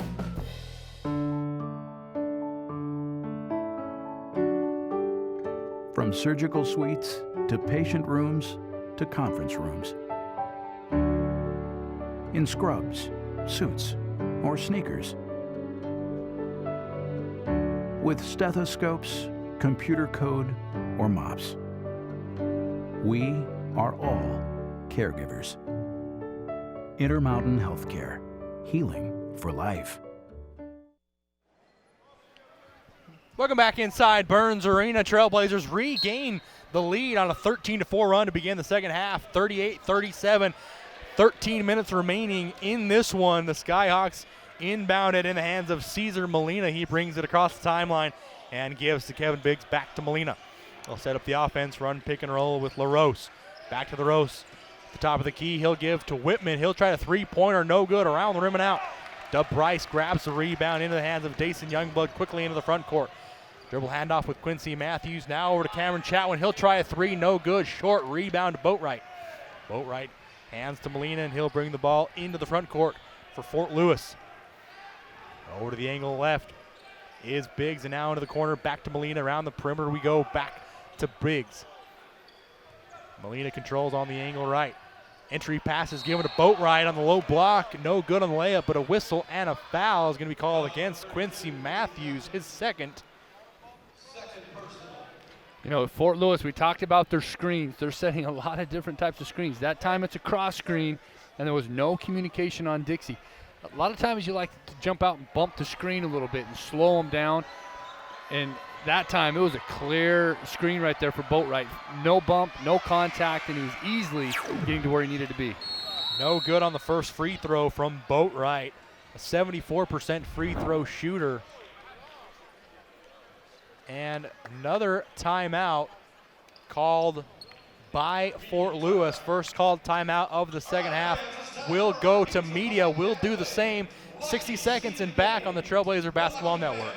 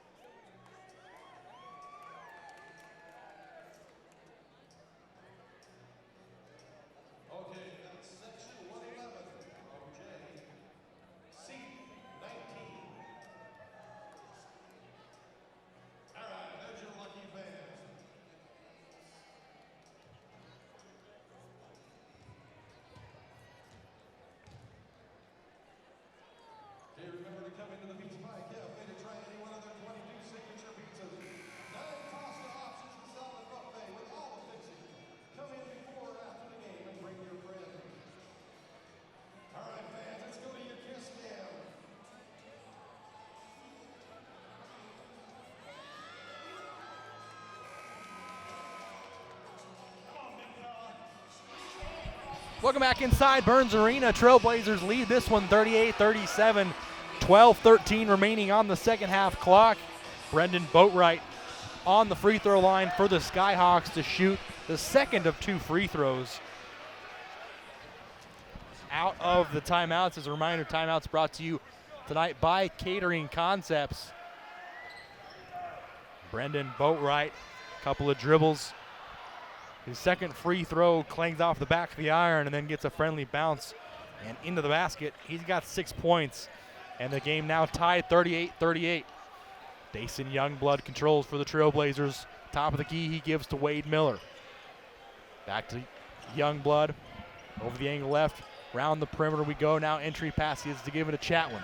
Chatwin cross-court pass to Andre Miller. He faked a 3. Dribbles, penetrates. Good pass to find Dub Price on the low block, and he lays it up and in. Great look by Andre Wilson. Driving baseline. Good ball fake shot, or ball fake, and found his teammate. Whistle on the inbounds pass. Looks like they're going to get Andre Wilson on the inbounds pass. And now we go to another media timeout, the under 12 media timeout. We go. So 40-38, Dixie State leads this one, 11:41 to go. One more media timeout, and we'll be back on the Trailblazer Basketball Network.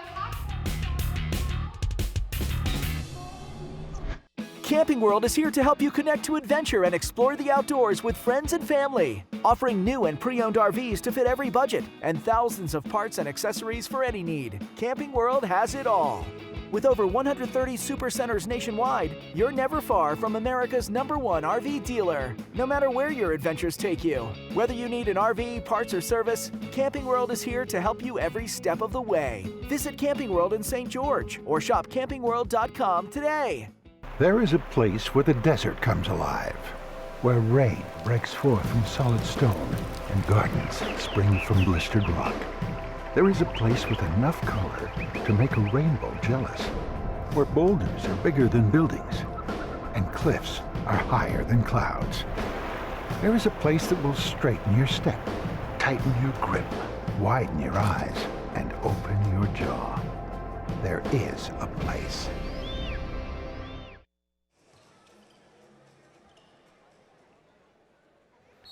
Welcome back inside Burns Arena. Trailblazers lead this one 40-38, 11:40 remaining in the second half.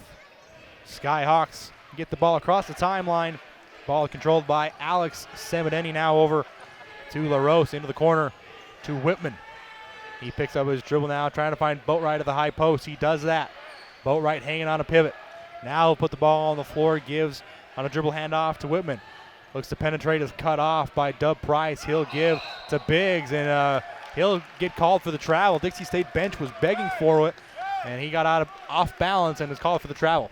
Well, it was 3 seconds on the shot clock, and Fort Lewis didn't realize it. So, it was just about ready to be a shot clock violation. Another great effort defensively for Dixie.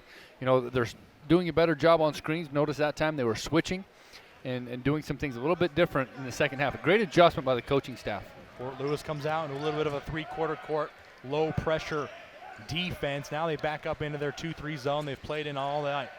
Andre Wilson, angle left. He'll give to Wade Miller in the corner. Now back to Dason Youngblood. He'll penetrate, gets in, fakes a jumper. Dub Price's 15-foot jumper on the baseline is no good. Rebound to Otis Iyekapolar. He gives to Semidani. He'll cross the timeline, guarded closely by Dason Youngblood. He'll give it up to Kevin Biggs. Now back to Semideni around the perimeter. We go in the hands of Semideni. Biggs on the angle right. He'll give to Beasley. Now back to Whitman. Trying to dribble, fakes right, goes left against Wade Miller. Good defense, but a foul on Wade Miller. Thought pretty good defense on that one as Whitman tried to go all the way to the paint, and Wade Miller thought just put his hand straight up, but we'll see the replay where the foul was called. Looked like they called it with contact in the lower body. But 4 seconds on the shot clock. Wade Miller doing a good job riding with him, forcing him away from the basket, making it go somewhere different than he wanted to go. But once again, shot clock down to 4 seconds and a foul. Thought I might have seen at the end of that replay might have got him there on the wrist potentially. Yep. On the replay, I think it was a good foul call by the referees. From our angle, it's tough to see down on that end of the floor. The first free throw missed by Will Whitman. His second one also too strong. Rebound to Dub Price. Free throws becoming an issue for Fort Lewis. In the second half, Dason Youngblood controls. He gives the Dub Price to the high post. Try to entry pass it in to Matt Conway. Errant pass was tipped away and stolen by Fort Lewis. Semideni now gets it back over to Beasley. Semideni running the offense, passing out around along the perimeter. Now into Yeka Polar. Bad pass thrown away and stolen away by Dixie State. Dub Price grabs it, gives it to Dason Youngblood. He tries to penetrate. 16-foot fading jumper, no good. Long rebound is tipped and controlled by Fort Lewis. Kareed Johnson has it. He'll cross the timeline for the Skyhawks.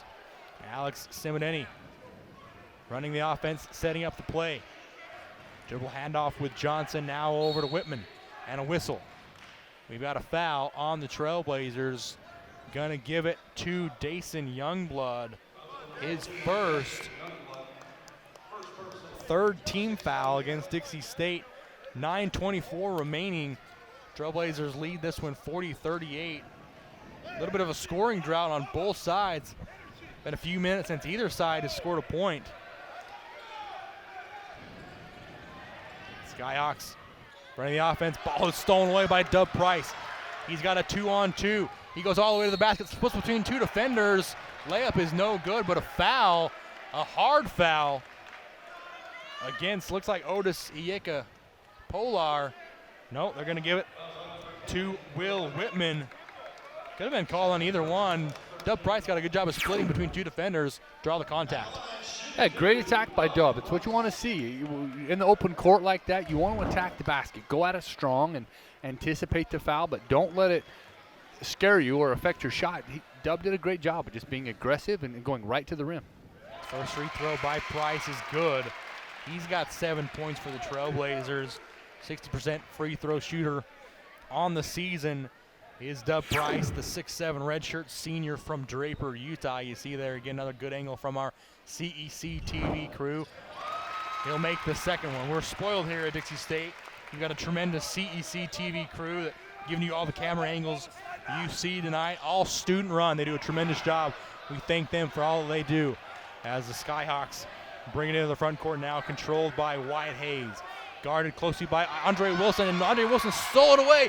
He'll go up and in, lays it up and in. Andre Wilson, a good steal, and then a layup on the other end.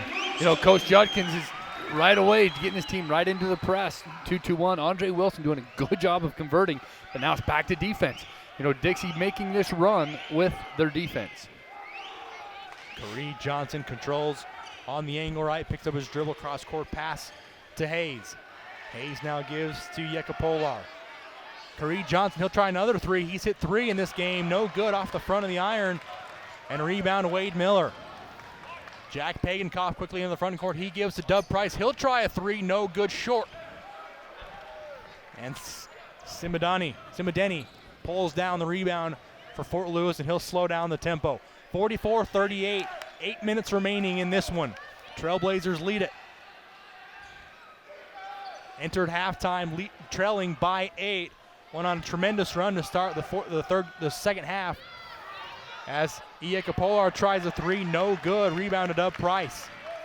He'll hand off to Jack Pagankoff, who will walk it across midcourt. Over to Andre Wilson on the angle right. He'll run pick and roll with Dub Price. Now back to Pagankoff. He'll run pick and roll with Dub Price. Pagankoff penetrates, gets into the key, kick out for 3 points. Wade Miller, and bang! Wade Miller with a 3-pointer off the penetration from Jack Pagankoff. Big difference between the first and second half. Second half, Dixie penetrating and really getting some good penetrating kick shots out of that zone. Much better the second half. Trailblazers now lead by 9, 47-38. 7:10 remaining in the second half. Keep wanting to say fourth quarter and third quarter. I just did the women's game. Of course, they do quarters. Here in men's, we go halves. Timeout is called by Dixie State. We'll go to the under 8 media timeout. But let's go down to our sideline reporter, Kylie Young. What do you got for us, Kylie?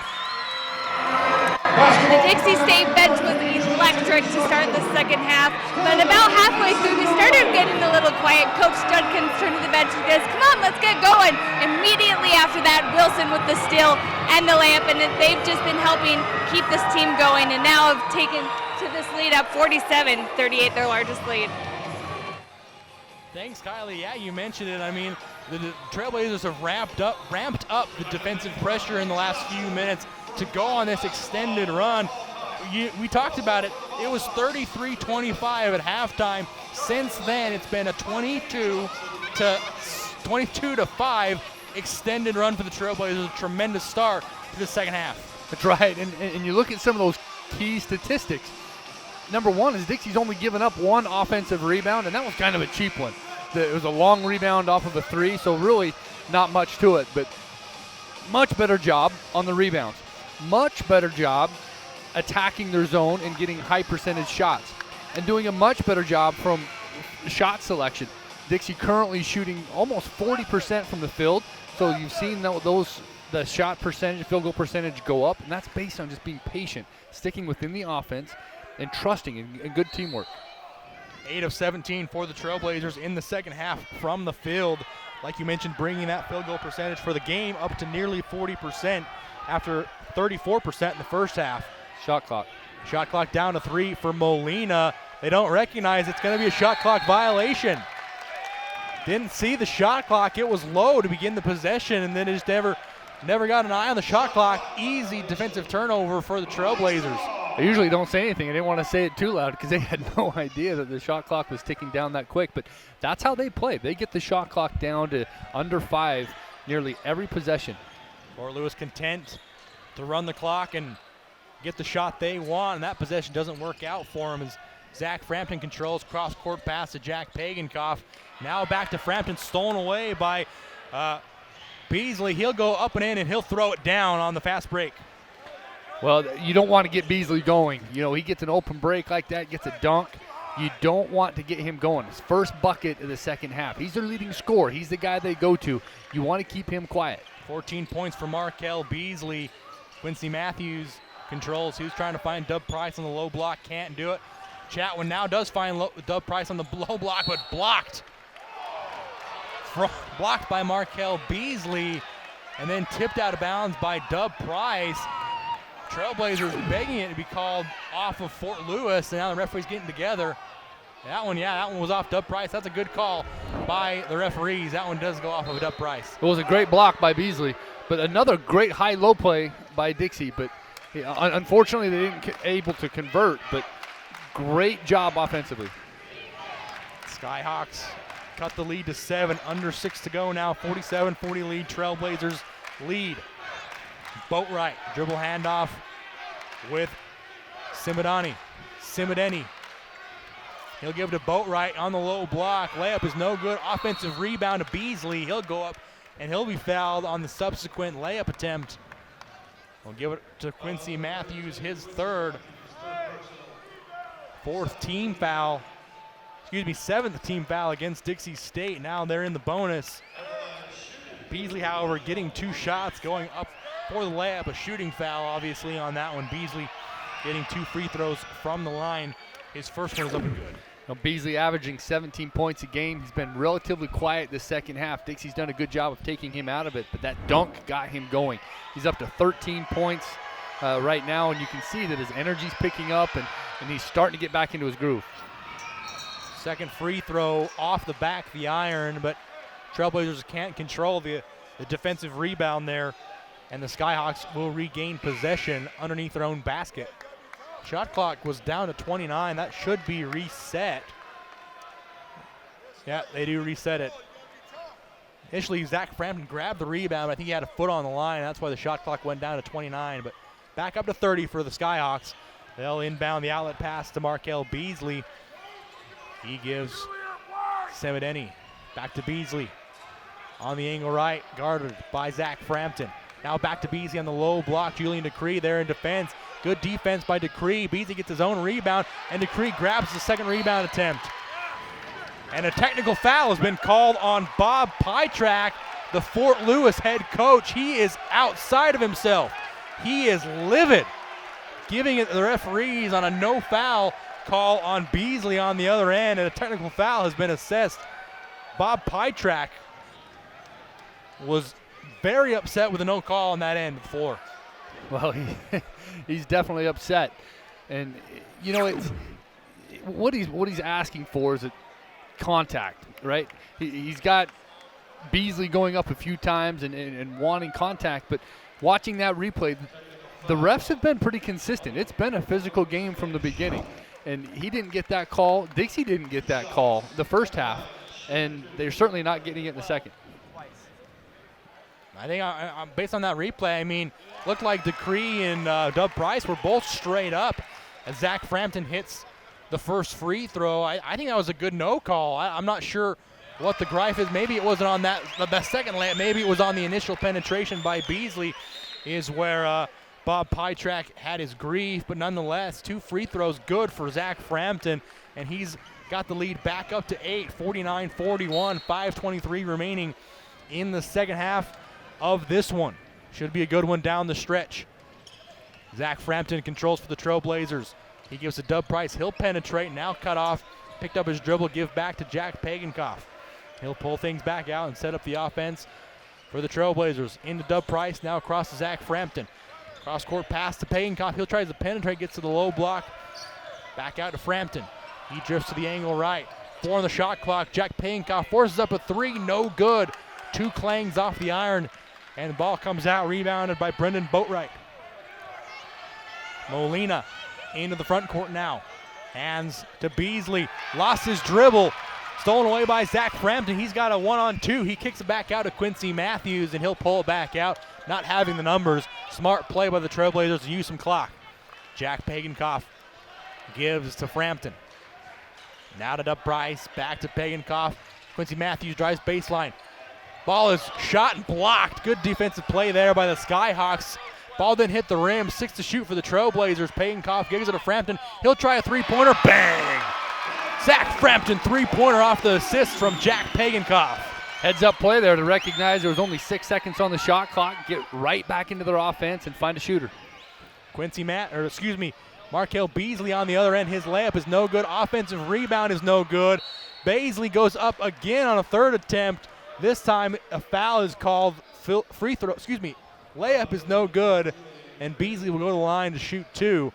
That play, Beasley just said, I'm going to go get the offensive rebound. He did it 2 times. Got the foul called on the 3rd one. We got the under 4 media timeout. Last media timeout of the game. Trailblazers lead this one 52-41. We'll have the finish right after this 60-second timeout and back on the Trailblazer Basketball Network.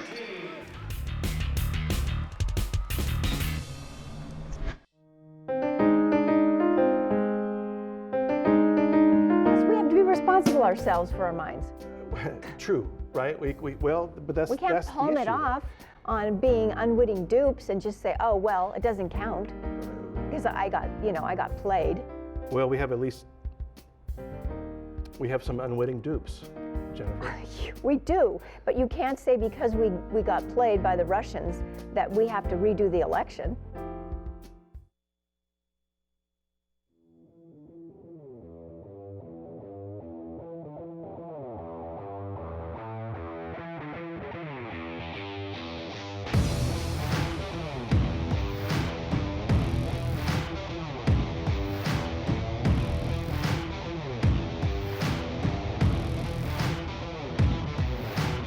I'm Jimmy. This is my definition of fresh since 1983.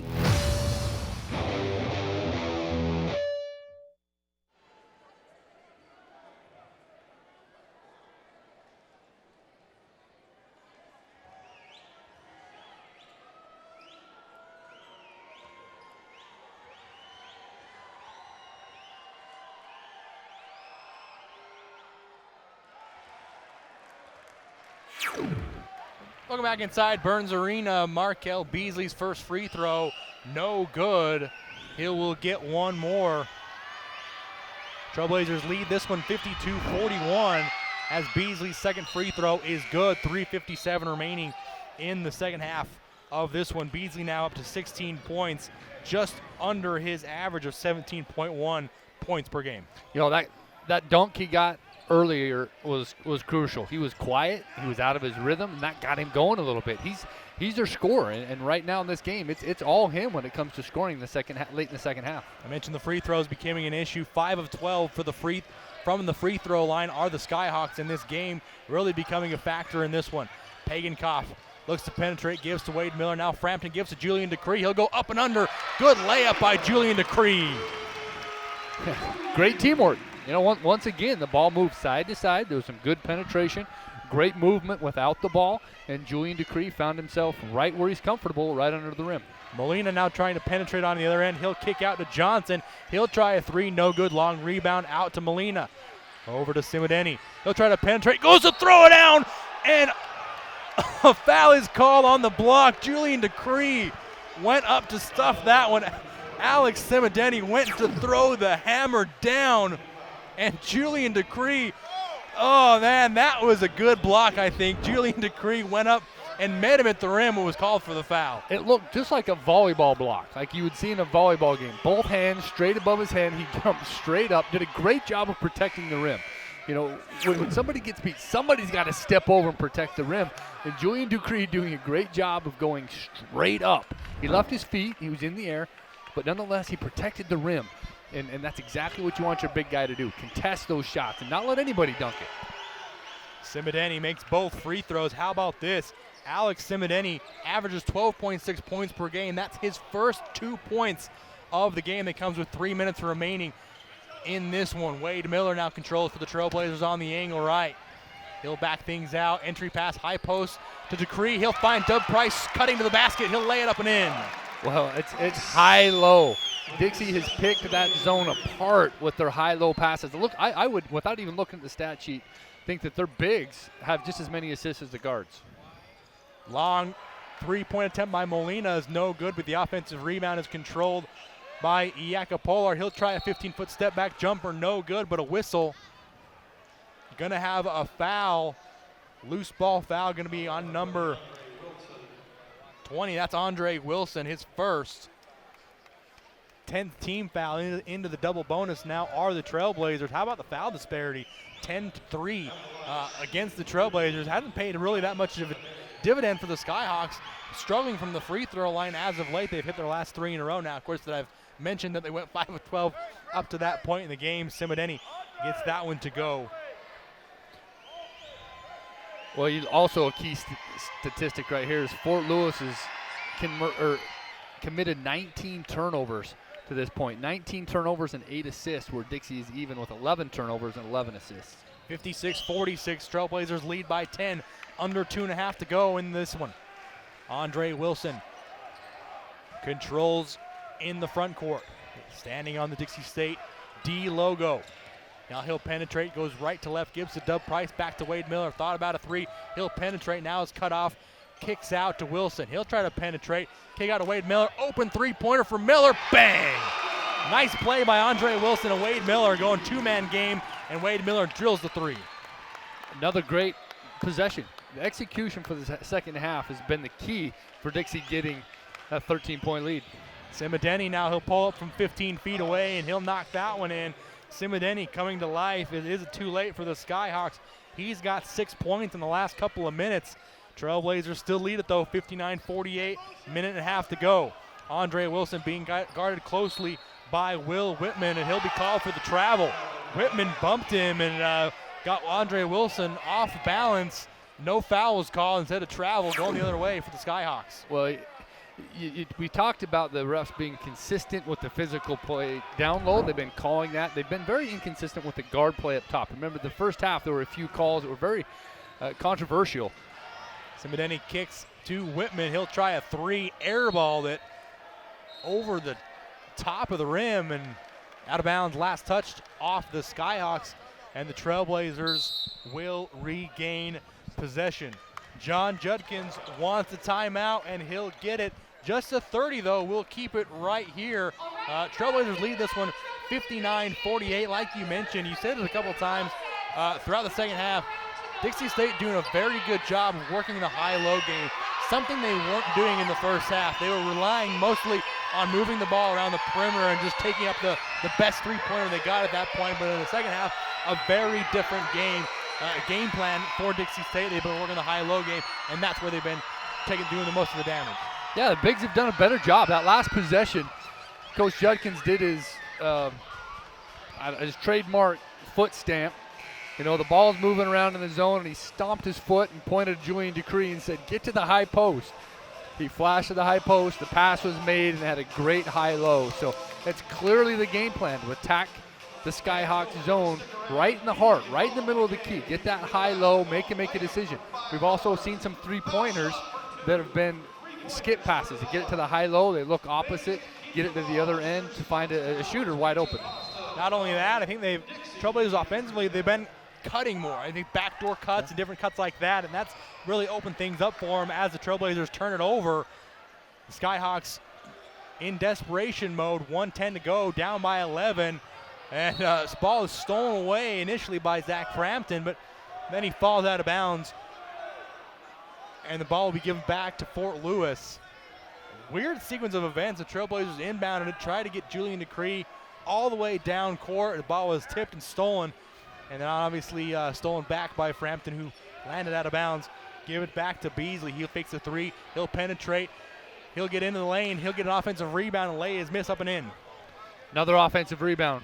You know, Dixie did a great job keeping him off the glass earlier, but as of late, they've had a hard time keeping Beasley off the offensive glass. Now a foul on the other end on Fort Lewis. Give it to Otis Iekapolar, his third portion of the game now, where obviously we talked about it earlier. The foul discrepancy is now in the favor of the Trailblazers because they're not in the bonus yet.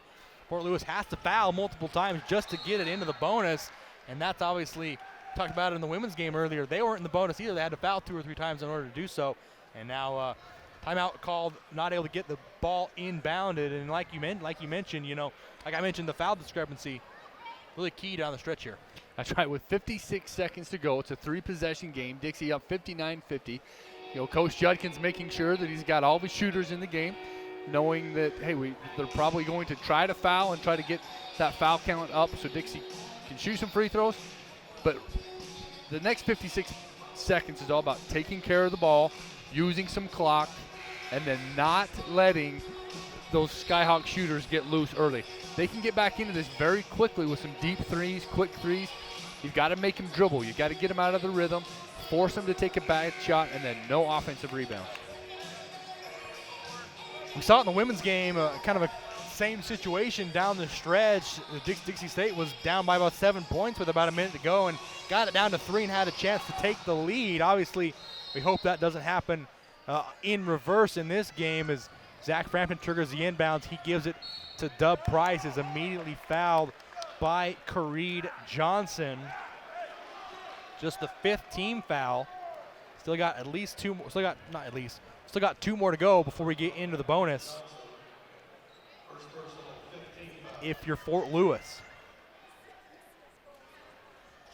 Zach Frampton once again triggers the inbound. Fort Lewis not fouling now, trying to get a steal or a backcourt violation. Now they foul. Give it to Will Whitman, his third. Now 16 fouls, 1 more, and we're in the penalty. 50 seconds remaining. Trailblazers lead this one 59-50. Inbounds now to Pagankoff. He's fouled, tied up immediately. And now finally, after 4 fouls, we're in the bonus. And Jack Pagankoff will be shooting 2 free throws to try to ice this one for the Trailblazers. Yeah, chewed up 10 seconds. Fort Lewis trying to foul and try to extend the game a little bit. So now it's just down to free throws. If Dixie can make their free throws, communicate on defense, and no offensive rebounds, that's going to be the key in the next 47 seconds. Free throws, not a strong suit of the Trailblazers this season. 69% as Jack Pagankoff hits the front end of the 1-1. Tonight so far, however, pretty good. 10 of 12 from the free throw line. That's really been a major difference in this game. Pagankoff Takes a long look at the rim. Flicks it up and in. Pagenkoff wears that black sleeve on his left arm and floated that one up and in. Connecting on both free throws. The other end, a dunk by Iyeka Polar puts it in. 35 seconds remaining. Wade Miller now has it for the Trailblazers. He is immediately fouled, and he's not the one you want to foul. No. 100% free throw shooter on the season, obviously. Something probably not going to maintain throughout the entire year, but a very excellent free throw shooter in Wade Miller. You know, if you look at Fort Lewis, they come in scoring 76 points a game. Dixie holding them to 52. A great effort in the second half. Wade Miller connects on the first. He's got 14 points. He's hit 3 threes this evening, and a pure stroke and good on the second. 63-52, 30 seconds remaining. Trailblazers moments away from winning this one. A foul call. Going to be a block on Zach Frampton. Double bonus for Fort Lewis. It will send Alex Simideni to the free throw line for 2 shots. Shot clock turned off now, 25.9 remaining, but all but out of reach if you're Fort Lewis. First free throw off the back of the iron, no good. You can see the replay there.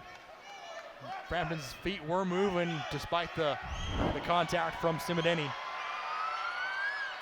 And his second free throw is up and good. 7 points for Alex Simideni, the 6'5 senior from Fort Collins, Colorado.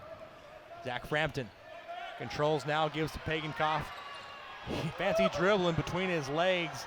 Had an easy layup, but of course, shot clock turned off. Don't have to shoot it, and the Trailblazers will dribble it out. They're going to win this one 63-53. A good second half, a tremendous second half for Dixie State.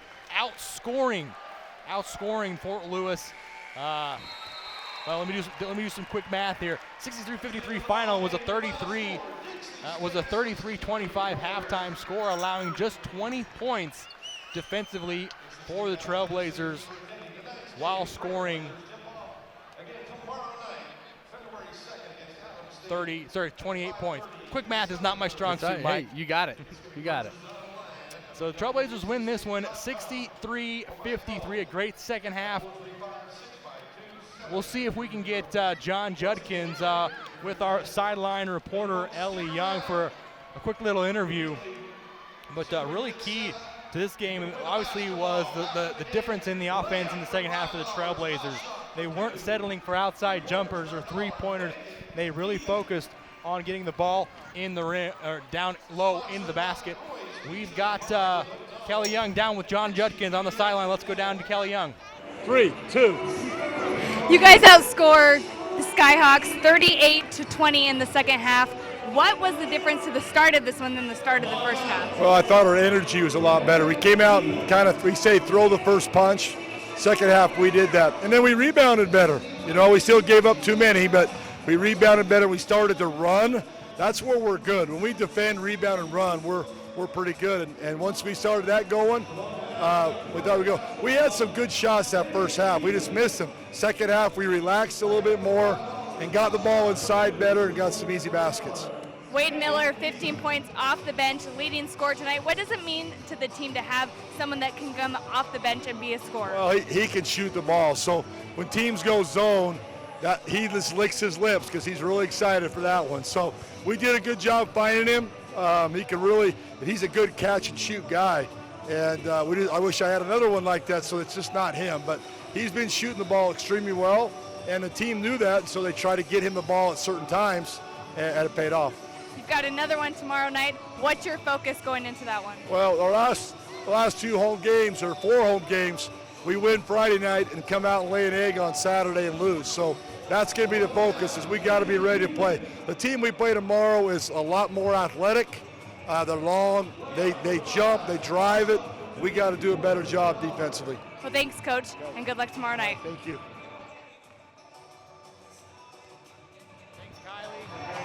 Thank you. You good? Insight from the online. Coach Judkins there. Obviously, he talked about Wade Miller off the bench, and such a weapon when you have a tremendous three-point shooter in Wade Miller coming off the bench, and someone who can get you 15 points like he did tonight. A very, very versatile weapon in Wade Miller. That's right, and he was shooting those shots in the first half. They were getting the same shots in the first half, but it's how they were getting in the second half is what was important. That inside out, those rhythm type three-pointers where high post, Julian Decree or whoever it is looking opposite and finding Wade. He also had some in transition where you've got smart guards that are bringing the floor down, knowing that he's trailing and he's there. And those trailing three-pointers and the ones in the zone where they were moving the ball and penetrating and kick, those rhythm threes are much better than the ones that were forced the first half. 4 of 9 for the Trailblazers from deep in the second half. That was a huge difference after going 2 of 12 in the first half. 12 of 24 from the field, 50%, improving drastically from the first half, going just 34% on 10 of 29 shooting. They finished the game 22 of 53 overall and 6 of 21 from downtown. I mentioned the free throws. They finished 13 of 15, 86%. That was key down the stretch. Missed a couple of them free throws. Adversely, the Skyhawks go 10 of 18, 55%. That was a huge difference in this game. Most games come down to how you shoot free throws in the end. Markel Beasley for the Skyhawks, he got his 18 points, got back to his season average, but I think the Trailblazers, the difference really for me was the way that they played defense against Alex Simideni. He averages 12.6 points per game, but was held scoreless until about the last 5 minutes or so of tonight's game. Finishes with 7, but very good defensively to say, hey, Markel Beasley, go get yours. That's okay. We're going to shut down everyone else. That's right, and Dixie did a good job of making some adjustments. And, Markel Beasley, they came out in the second half and kept the ball out of his hands and made some good adjustments. But like you said, that Semedini towards the end, he started to get hot, and he started to move the ball and finding him. And Dixie made a good adjustment there as well. But great job overall. When you look at it, Dixie's 9-1 when they shoot better field goal percentage than their opponent. And that second half, they were getting much higher percentage shots. They were much more patient, moving the ball, and that was the key. Fort Lewis did a good job the first half of forcing Dixie into some low percentage shots, and you can see what the result was the first half. Second half, much better job finding their teammates and working together and playing together as a team. Wade Miller, as we mentioned, finishes with 15 points, 3 of 5 from downtown, 5 of 8 overall from the field. Matt Conway, he had 11, 3 of 4 from the line and 5 of 9 from the field. 10 points was chipped in by Dub Price. He played a very crucial role off the bench. He grabbed 4 rebounds, had a couple of steals, 3 steals in fact, and a couple of assists as well. 9 points for Jack Pagankoff, controlling the offense for the Trailblazers. 8 points for Julian Decree, as well as 8 points for Zach Frampton. And Andre Wilson had a bucket with 2 points. Very, very good second half for the Trailblazers. They get the win, 63-53. Mike, let's hand out a campus dining player of the game. Let's give it to you. Who you got? Wow, I think player of the game, I'd give it to Wade Miller. His 15 points and his 3 for 5 from three-point line, 2 for 2. He hit some big free throws down the stretch. He really made an impact on the game. Looking at it, he didn't have any turnovers. Did a very good job of playing under control. I would definitely give the campus dining player of the game to Wade Miller.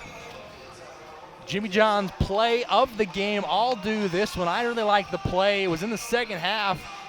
Jack Pagankoff penetrated, went from right to left, got to about the high post area, the left junction, and caught Julian Decree on a back door coming from the baseline. Decree went up and under in a reverse layup. I really liked that play. That was kind of the essence of what the Trailblazers were doing in the second half in order to have so much success and outscoring their opponents 38-20 in that second half. Got to also mention Julian Decree had 2 early fouls, but I think played very, very well down the stretch, played very well defensively and then offensively as well. Had a very, very good night on both ends of the floor. Yeah, I thought Julian Decree did a great job. He picked up 2 very quick fouls early in the game and found himself on the bench. But picking up those fouls didn't affect him. He came out and he was just as aggressive and played just as hard, did a very good job of contending and protecting the rim. He has some electric plays. I thought that play that they called a foul, but it was a block on a dunk, does a good job of using his athleticism and doing a very good job of forcing the offense to go around him or go through him, and he's a big guy. Let's see if we can, back in the truck, not sure if we do have any second half highlights. If we do have any highlights, let's run those. We do. There's the backdoor pass. It was from Matt Conway. Instead, I said Peyton Goff, but there was the play of the game I was talking about right there. And then, like I said, the chase down block by Julian Decree. And then he kicks out to Zach Frampton, and Frampton had a good job. He hit a couple of threes as well.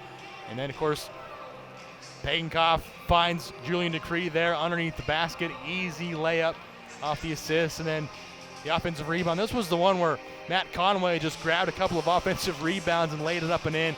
Good hustle play by Matt Conway, and then the backdoor pass to Doug Price, and he lays that one up and in.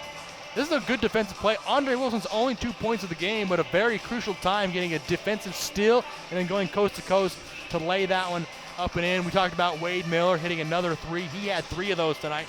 3 of 5 from downtown, led 15 points, led the Trailblazers in scoring, and there, of course, Zach Frampton hitting another three-pointer. He then penetrates, gives to Julian Decree. That was the one I was thinking of right there. That was the one, the backdoor up and under, and then Doug Price lays that one in with the left hand, Wade Miller again. Three-pointer from the top of the key. And those were your second half highlights. A great second half for the Trailblazers after coming out a little bit lackadaisical in the first half. As a reminder, both these teams, men's and women's basketball, will be back in action tomorrow against Adams State. Should be another couple of good ball games. That has been your Camping World post-game show. We hope to see you tomorrow. Trailblazers win this one 63-53. For Mike Olson, I'm Drayson Ball. Thank you so much for all of our CEC TV crew. Thanks so much for watching, and we'll see you tomorrow.